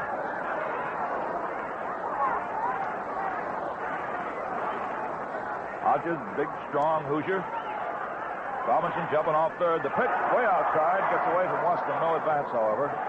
Ball 2, strike 1. Last half of the 5th inning. The Dodgers with 4 runs have tied the ball game.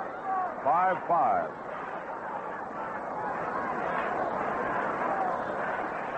Robinson still taking that long, jumping lead down off third base. Henry Thompson, the third baseman of New York, is playing back rather deep. Jones standing on the mound, now goes to his stretch position. Robinson jockeying around to throw to first base, and Perillo is the one that has to get back. Kyle was rather half-fascinated by Robinson's jumping off third base, and Jones wheeled around and dealt one over to Harshman, and Carl had to go back hands first. Now Carl leads away again. Robinson down off third base. Here's the 2-1 pitch. Swung on and missed. Ooh, Hodges took a cut at that one like he was going to knock it over to Eastern Parkway.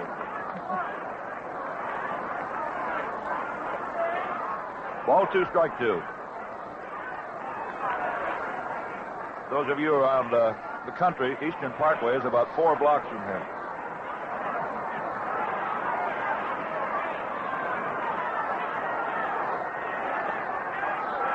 Jones ready. Here's the 2-2er. Inside, ball 3. So with 2 out, Perillo will be going. Robinson, of course, at third base will have to play it safe. Henry Thompson, the third baseman, now comes over to talk to Sheldon Jones.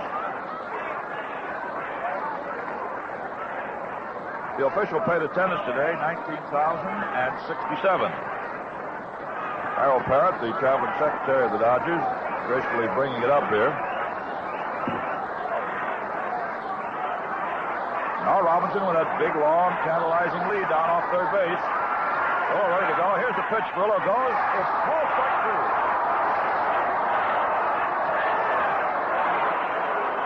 Well, the Dodgers get even with 4 big tallies on 1, 2, 3 base hits.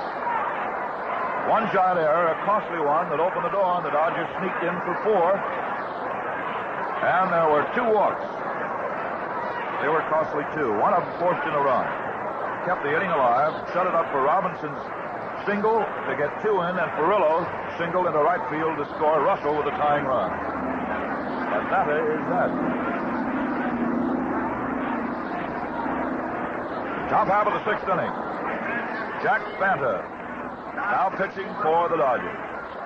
Well, Banta didn't need to throw many warm-up pitches. All he's hoping is that he didn't lose his ball game right down in the bullpen. It's been done before. It's like the old gag they used to tell on Bill Terry in the last game of the World Series when he had Carl Hubble down in the bullpen and never used it. They lost the ball game. The question was, what were they saving Hubble for? Certainly not the senior prom. The first pitch now to the big first baseman, Jack Harshman, is outside, ball 1. Banta, you know, who was the hero on the last day at Philadelphia last year, coming out in relief after Big Newcomb had blown a 5-run lead. Banta went on to pitch the Dodgers to a 9-7 win and the pennant. Gets his curveball over the outside corner for a strike. Banta had a little teeth trouble, too, this year. Had to have a couple of impacted wisdom teeth pulled, and I think he's got one more to come. Curve high outside, ball 2. And he had the aches and the pains. Didn't do much work down at Dodger Town at Vero Beach. Slowly had to work himself into shape, and he's all right now. Kicks come down to pitch swung on and fouled away over near the Dodger bat rack. Post Serial, your host today, friends. Harshman, Westrom, and Jones will be coming up in that order. Nobody's showing down in the New York bullpen. That'll be the order. Outfield shifted around and to right. Curveball that sticks Harshman's bat and then skips behind. 2-2. All 2, strike 2.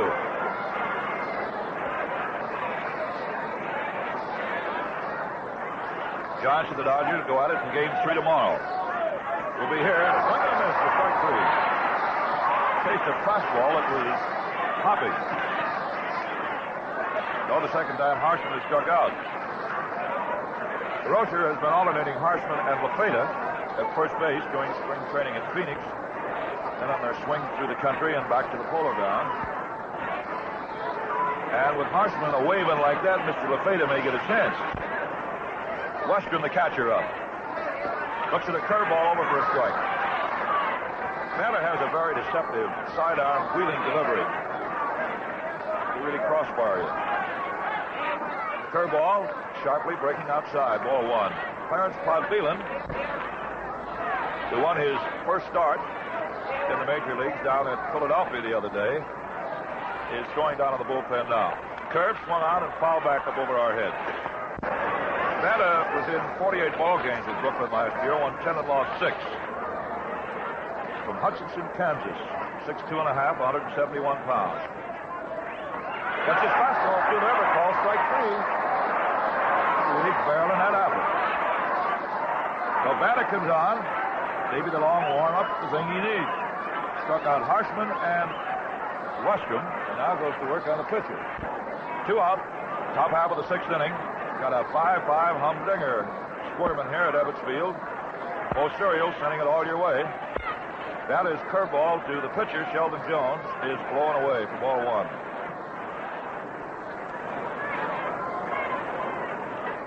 Campanella back on the plate, handling Big Jack. Fastball gets in there for a called strike. 1-1. That's a tough right field right now. Sun dropping down back of the stands. Perillo's got his sunglasses on, you can bet. Another curve, it's through there. Ball 1, strike 2. Chicago Cubs came up with 5 runs in the last half of the 5th inning against the Cardinals. And lead 6-4. And that's all right for the Dodgers. Another curveball low inside, ball 2. When a pitcher pitches to a pitcher, it's curve, curve, curve.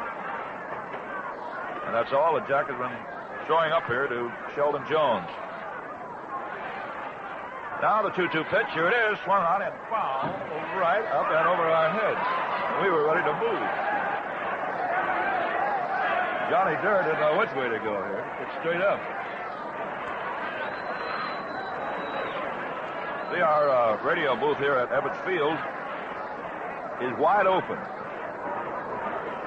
Now the 2-2 again, swung on and grounded down the short. Reese up with it. The throw to first in time. And that is that.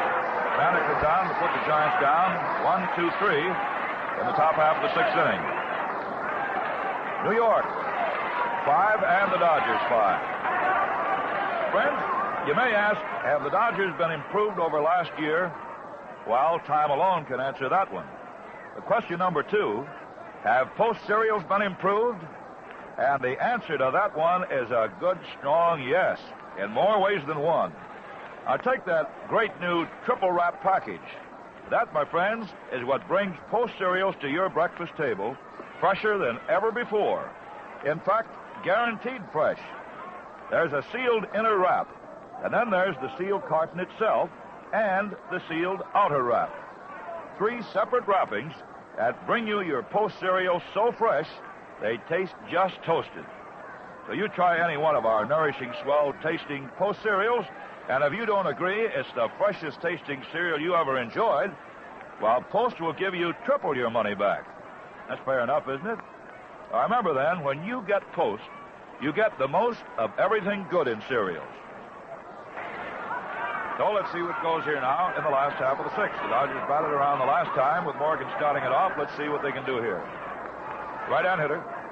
First pitch to Bobby is up high by Jones for ball 1.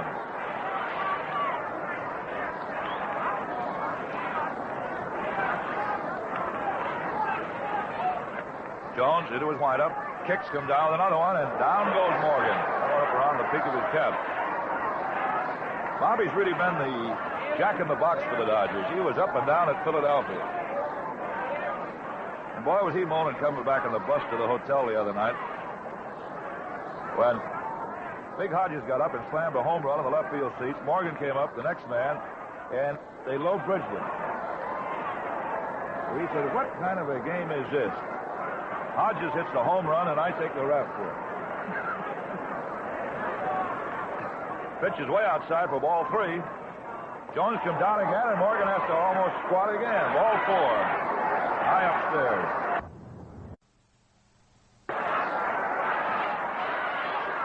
So Jones walks the leadoff man for the Dodgers in the last half of the sixth inning. Bobby Morgan. Roy Campanella comes up. Campanella steps in now. Jones ready to work. Morgan taking his lead down off first base. Now the pitch to Campanella, swung on and hit foul back into the seats. They went in there like a rocket.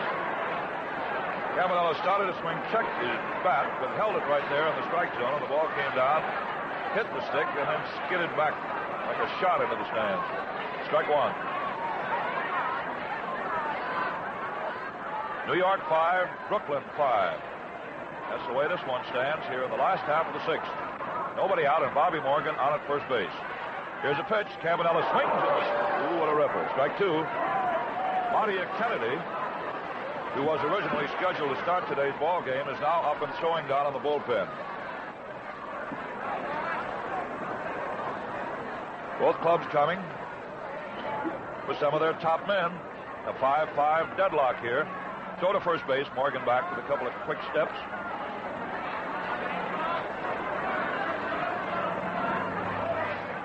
Jones holding a stretch. Pitches into Roy, and it's high inside, and Roy has to get down and away from it. Ball 1, strike 2. Campanella, right-hand swinger. Got that big power.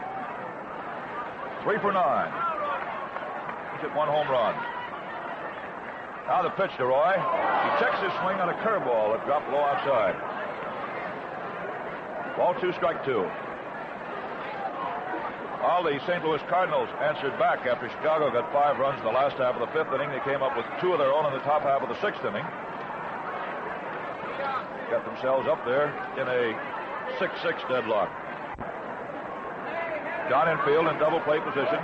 Harshman still holding the sack tightly against Bobby Morgan. Young rookie comes down with a short lead. Jones pitches into the plate. Over the call, strike 3. So he was serving up some dipsy-doos there to Campanella and caught him looking. Call, strike 3. And here comes Jack Banta. Tall Kansan. walking up towards home plate. He's a pretty good hitting pitcher. One out. Morgan waiting to be moved at first base.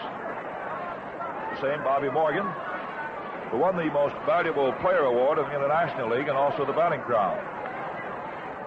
Been playing fine ball for the Dodgers all spring. Got off to a good start in the big leagues, too. Curveball down under the knees, the big, tall Banta. Jack, as we told you, a big string bean, 6'2 and a half, weighs about 170 pounds. Morgan with his lead again. Jones checks in. The pitch to the plate is high outside. Ball 2. Sheldon, who will see a lot of relief work and starting assignments this year, has lost one ball game. This is his first relief job. Thompson playing almost a straightaway center field. Don Mueller, the right fielder, is going over towards right center. Jones ready to deliver 2-0 to Banta. Does way outside. Ball 3.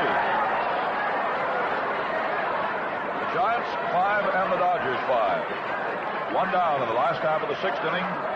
Post cereal, bringing it all to you.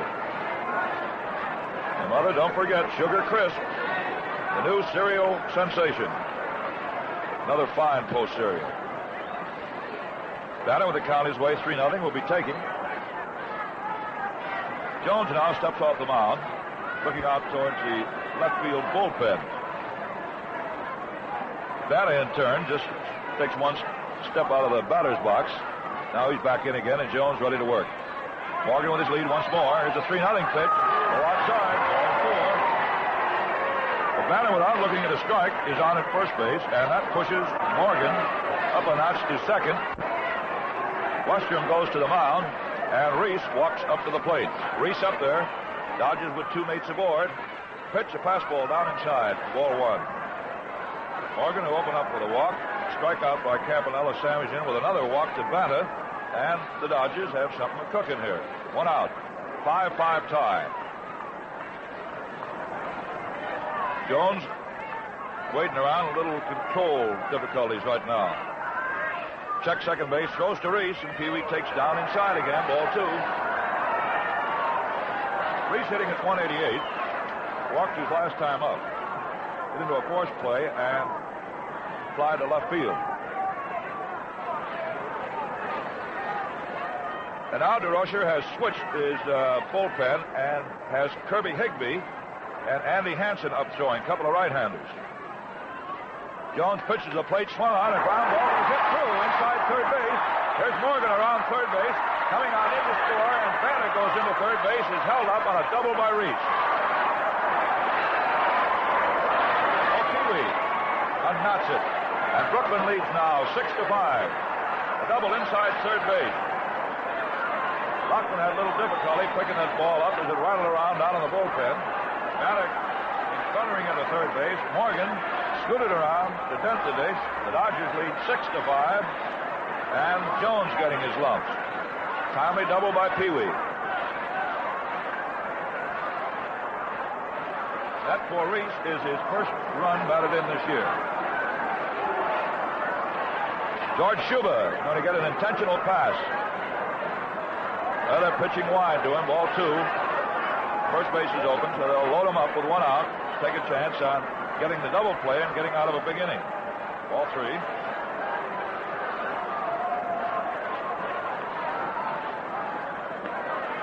And ball 4, go ahead. So Schuba throws his stick away and runs on down to first base. The Dodgers lead 6-5 in the last half of the 6th inning. Banta with his windbreaker on, standing on at third base. Reese sent the run in and got Jack to third with his double is at second base. And Schuba, who has just intentionally passed at first and brings up switch-hitting Jimmy Russell. Jones pitched to him. Curve in there for a strike. 1 out. The Giant inner defense now, laying back, looking for that double play ball if they can get it. The Dodgers leading 6-5. 1 out, last of the 6th. Jones pitch, curveball, up tight against the letters. Ball 1. Ball 1, strike 1. Boy, this has been a humdinger. Seesaw, up and down, hammer and tongs all afternoon. Jones throws a curve, swung on, and dribbled down along the first baseline. Harshman up with it, close to the plate, in time for the fourth play on Panther. Everybody else moves up one. Reese coming on to third, Schuler going into second with a slide, and on at first base is Jimmy Russell. The dribbler to Harshman, who made the right play. He came to the plate and got the force, and Robinson, who came up with a big base hit the last time up, gets a big hand as he goes moving in again with the bases loaded again. 6-5. Favor the Dodgers. 2 out here in the last of the 6th inning. Jack up, right-hand hitter. Jones pitched to him and has a bunt. Towards third base. Henry Thompson up with it close to second for the forced play on Jimmy Russell. But Thompson making a smart play. Charged that bunt off the bat of Robinson and threw to second base to Stanky in time. And they get Russell coming down from first base. The Dodgers move out in front. They get a run on a hit. They leave 3 men. And there were no giant errors. So at the end of 6 complete, the Dodgers out in front by the score of 6-5. Now once again for post serials, here's the old redhead, Red Bogg. Thank you, Connie. You've been sort of busy, haven't you? Oh, quite a day, quite a day. Well, for all you folks around the country, here we go into the 7th inning. Ed Stanky takes inside for ball 1. Maybe you don't know how the Dodgers and the Giants play. Now you're beginning to find out. This is a pretty good sample. They just play all day and half the night. Of course, under the league rules, they can turn the lights on, keep on going. Pitch over for a called strike. 1 ball and 1 strike. Stanky first up in the 7th. Jack Banner, the third of Brooklyn's pitchers, and it's up to Banner to win or lose the game. Brooklyn ahead 6-5. Stanky swings, lines it over third, onto left field, in for a base hit. Schubert blocks the ball, then has it got away from him. Stanky, however, holds up at first, realizes he can't go to second, so it's just the hit. Stanky is single out into left field, and the tying run is thus put on immediately by the Giants. Stanky's on for the 3rd time today. 2 walks and a base hit. 6-5 Brooklyn. Whitey Lockman stepping in and looks down to the third base coaching box where the MGR DeRocher is. Gets the orders whether to bunt, what to do. Clarence Potbelan, young rookie right-hander, who won the 2nd game of the season for the Dodgers, in the bullpen. Lockman swings, a line drive. Hodges grabs his steps on first base for an immediate double play.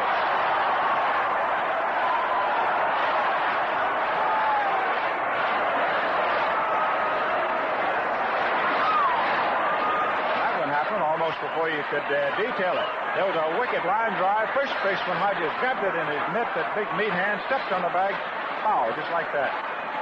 Happened so quickly, DeRocher didn't even know he didn't have any base runner anymore. That's almost as quick as the way Post Sugar Crisp was selling. That's the brand new one. Boy, it has taken over. Okay. Here we go now with third baseman Henry Thompson, who made the key error back in Brooklyn's 4-run 5th inning. Left-hand hitter. Takes a curve low inside, ball 1. Second double play in the game for the Dodgers and their 4th of the year. Hodges, unassisted on the line drive, first baseman. There's a high drive hit deep out toward right center field. It's going way back out there. It is over into Bedford Avenue for a big home run.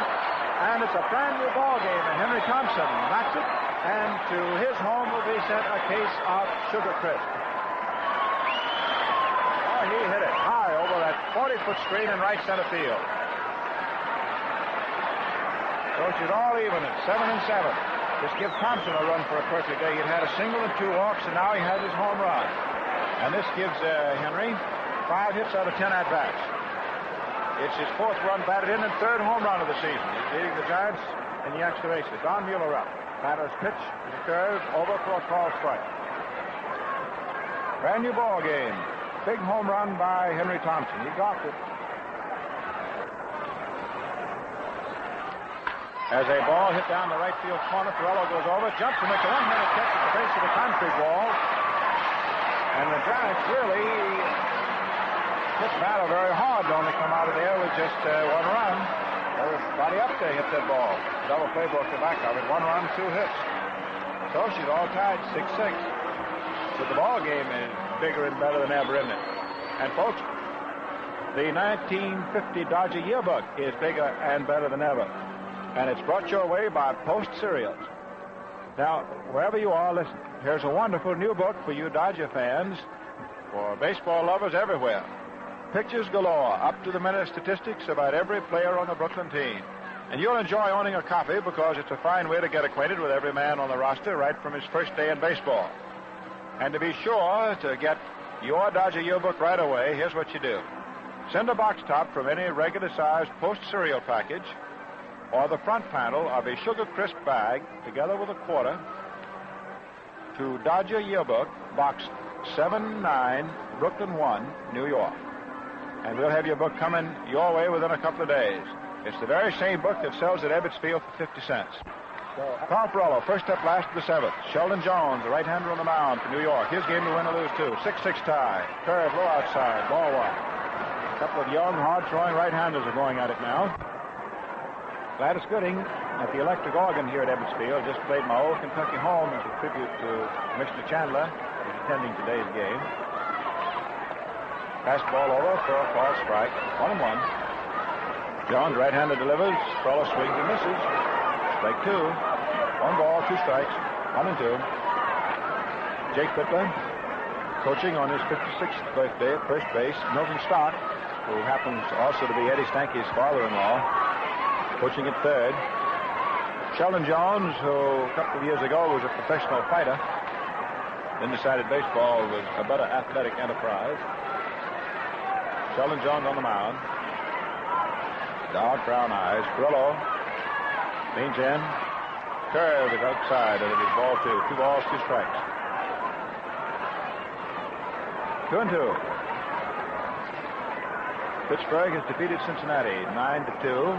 The Braves have now won 3 out of 3, knocked off the Phillies 3-2. Fastball inside, and the count is called. 3-2 to Perello. Dahl is 1 for 3. His single in the 5th inning tied the ball game at that point, 5-5. Dodgers got a run in the 6th to go ahead 6-5, and Henry Thompson just smacked one for the Sugar Crisp to tie it up 6-6. Call strike 3, and Perello is caught with a pitch on the outside. Jones strikes him out. And gives Sheldon 3 strikeouts. Gross just sticking right along with him. I guess because you figured he hadn't got anybody nearly as good in the bullpen. And it paid dividends because he got out of a mess of trouble in the 6th inning. Had the bases loaded, only 1 out, and didn't allow any further scoring. Gil Hodges was 1 for 3, and that was a home run in his first at-bat today. Takes a good curve over for a called strike. The whole infield is now caught in the full shadow of the stands with the sun going down behind them. Center field and right field are still in sun. Right-hander pitches, high outside, ball 1. 1-1. 1 ball, 1 strike. No action in either club's bullpen. The Yankees didn't score in the 9th inning. So they're going into the 10th inning. Washington and New York tied 6-6. Fernando Jones pitches, and Hodges hits a ground ball back past the mound. Shortstop Doc is up to it. Throws over to first base. Just in time. Hodges up. Caught to first. 2 men up, 2 men retired. The even up status, 6-6 exists after the 7th. And Bob Morgan, who's had 1 hit for 2 at-bats today, rookie, he's the batting champion in the International League last year. He's hitting .533 right now, 8 for 15. Right-hander Jones pitches, and it's a curve low outside to this rookie right-hand batter, blonde Bob Morgan.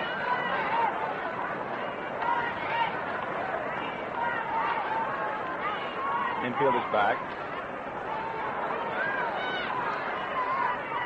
Curve is good. 1-1. 1 ball, 1 strike.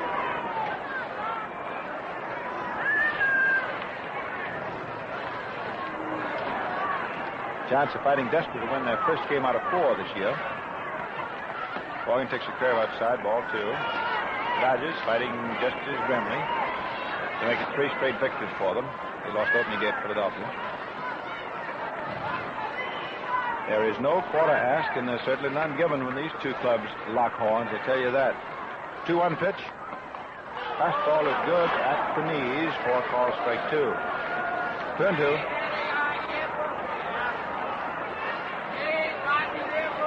Morgan didn't care very much about the call. Robb's had a rough time back at the plate this afternoon.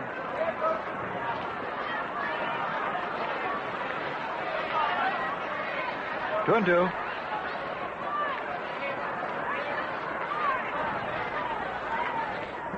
Pitch high inside, up on the hands for ball 3. 3 balls, 2 strikes. Morgan with a very relaxed ball player. Holds that bat back. So the cat-like stillness. The pitch is strike 3 call right on the outside. So Jones nicked him.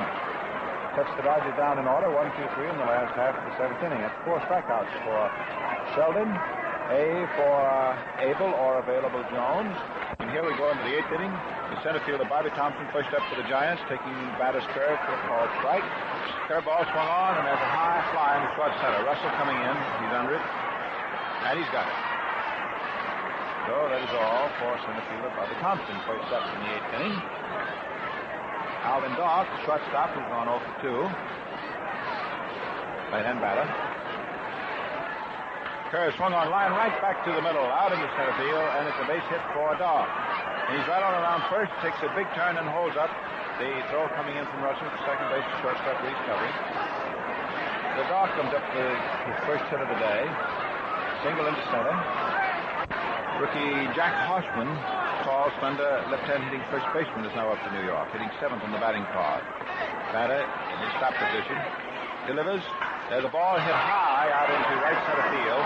Russell, the center fielder, getting under it. Dock tagging up at first. There's the catch. And Dock starts at second and holds on. Russell is losing time getting that ball to second this time. Stanky got the jump on him and went in there, if you recall, after a ball had been caught in the 3rd inning. So 2 men are gone in the 8th. And catcher Western comes up. Western, right-hand hitter. Takes a cut of the curve, hits it down toward 3rd. Morgan up with it on a big bound. Throws to first in time. No call for Western. Ball for the Giants. Top of the 8th inning. No runs, 1 hit. And it still remains locked at 6 and 6. Now we're moving into the last half of the 8th inning. It's a 6-6 ball game. Jones on the mound for the Giants. Clarence Pudbeelan, right-hander, in the bullpen for the Dodgers. Campanella up hitting 8th. Batter is supposed to hit next, but maybe a pinch hitter. To see.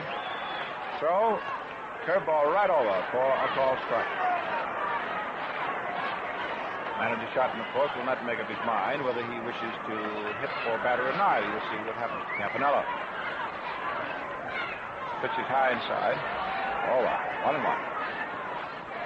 Curve low outside to Roy. Ball 2.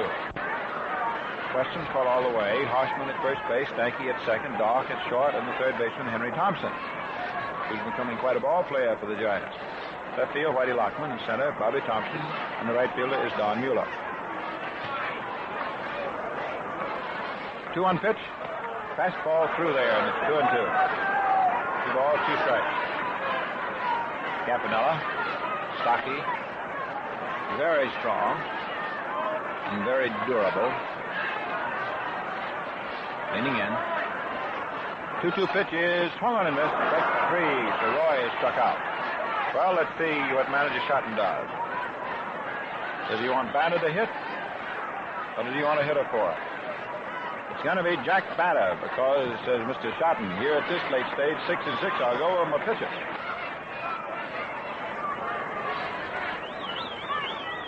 Outfield step back in the left. Batter, left-hand hitter.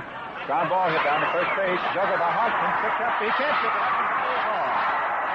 Hoshman can't come up with the ball, and he's charged with an error. The second giant error of the day, and Batter is on first base with the boot.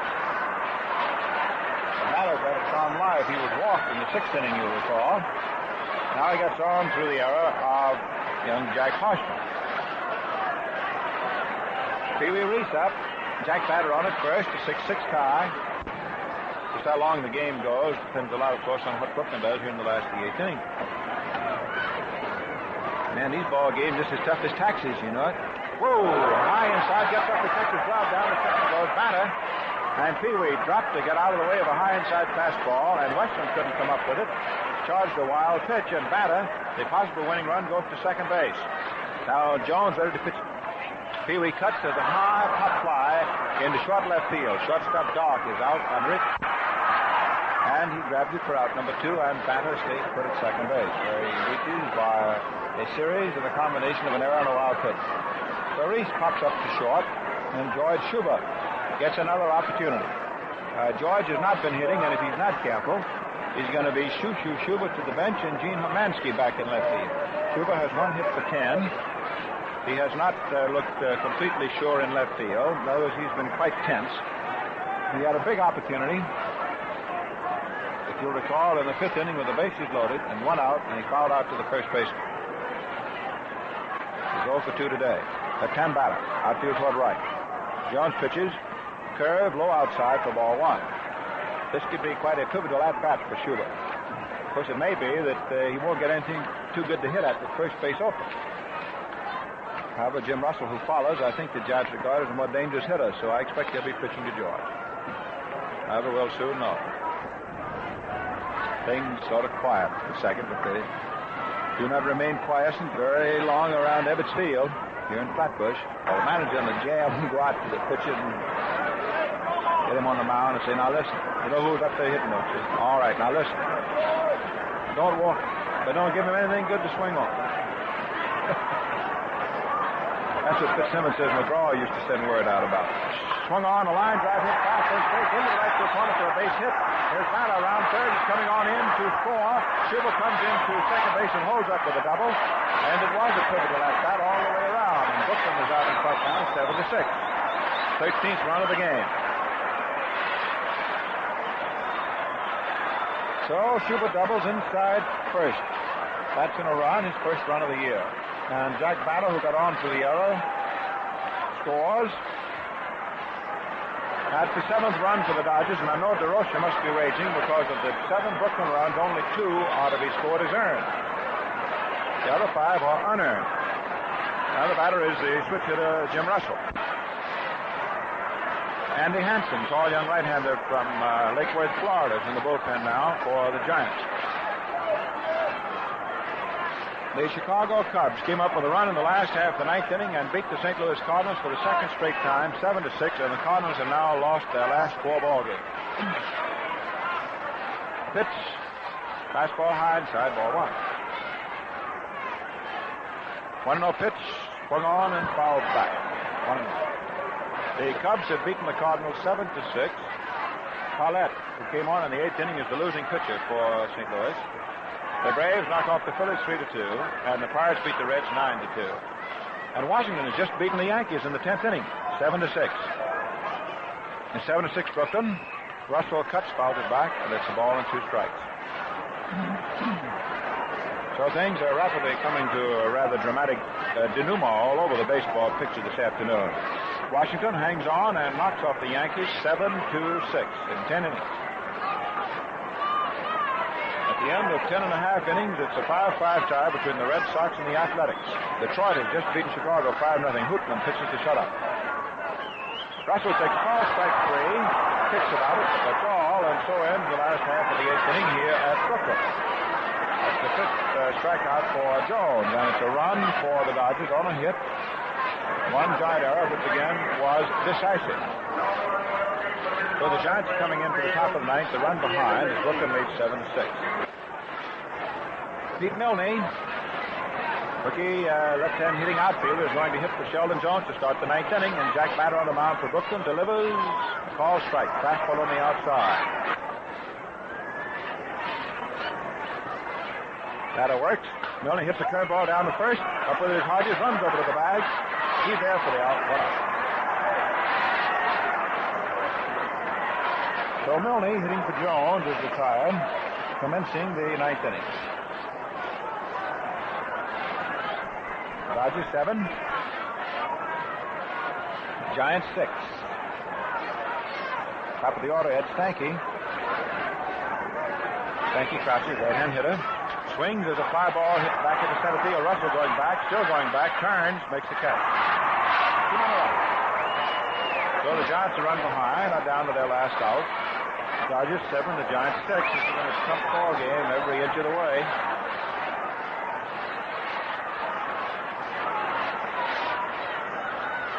Whitey Lockman, who singled in the first inning. He's 1 for 4 today. Tipped that whistling line drive, and Hodges, with those fine hands of his, turned it into an immediate double play in the 7th inning. Lockman hitting at .316, 6 for 19. Batter steadies. Takes a side from Campanella.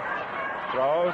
There's a high pop fly. It's hit out into left center field. Russell, the center fielder, gets under it. He's got it. The ball is over. The Dodgers win. So Brooklyn wins the ball game, 7-6, and we're going to check the runs, hits, and errors, and the other scores for you in just a second. But you know, one thing these Dodgers put a premium on is speed. Yes, sir. The runningest ball club in either league. And they mean to stay that way, too, by keeping in top physical condition. And that most certainly includes getting nourishing meals. In fact, to quote the boss in these parts, Bert Schotten, if you ask me, says Barney, eating proper meals is only ordinary common sense for ball players or for anybody who has work to do. Well, that's why Manager Schotten agrees when we say, begin the day the right way with the right kind of breakfast. A breakfast that includes fruit or fruit juice, bread and butter, beverage, and a cereal. That way you're getting the kind of a start you need to keep going right through the morning. And I say, do as so many of the Dodgers do. Make that cereal in your breakfast a post cereal.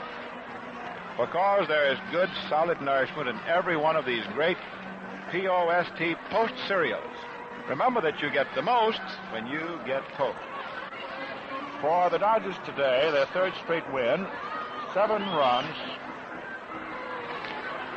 on 7 hits and no errors. And for the Giants, 6 runs, 8 hits, and 2 errors. And those 2 errors made possible 5 earned runs as they are technically scored. The winning pitcher is Jack Banner. It's his first decision of the year. The losing pitcher is, of course, Jones, who now hasn't won and has lost 2. And for the Giants, this gives them an 0 for 4 record for the season, which, of course, is very tough for the Polo Grounders and for DeRocha. For the Dodgers, after losing opening day, this is their third straight success. Now, very quickly around the post scoreboard. In the National League, everything else is complete. The Cubs beat the Cardinals 7-6 with a run in the last of the 9th inning. Boston, with Elliott hitting a home run in the 8th with 1 on, beat the Phillies 3-2. And Pittsburgh had an easy time knocking off Cincinnati 9-2. In the American League, Washington defeated the Yankees in the 10th inning 7-6. Detroit had Art Hootman pitch a shutout and knock off Chicago 5-0. At the end of 3.5 innings, it is Cleveland over the St. Louis Browns 5-1. And in the Boston Athletic game, they've gone into the 11th inning tied at 5-5. So, friends, that is that. And we hope that you have enjoyed being with us Saturday afternoon at Brooklyn. Boy, it's quite a place. So, for you folks all around the country on the network, join us again the next Saturday. The Dodgers are at Ebbets Field. And, of course, for the folks in New York, as the broadcast goes on 7 days a week, we'll be in business at the same old stand at 2 o'clock tomorrow. Connie Desmond and Ben Scully and the old redhead, Red Barber, will be on hand to be bringing you the game between the Dodgers and the Giants. It's been fun handing you out this one for Post cereals, and we certainly hope you've enjoyed it.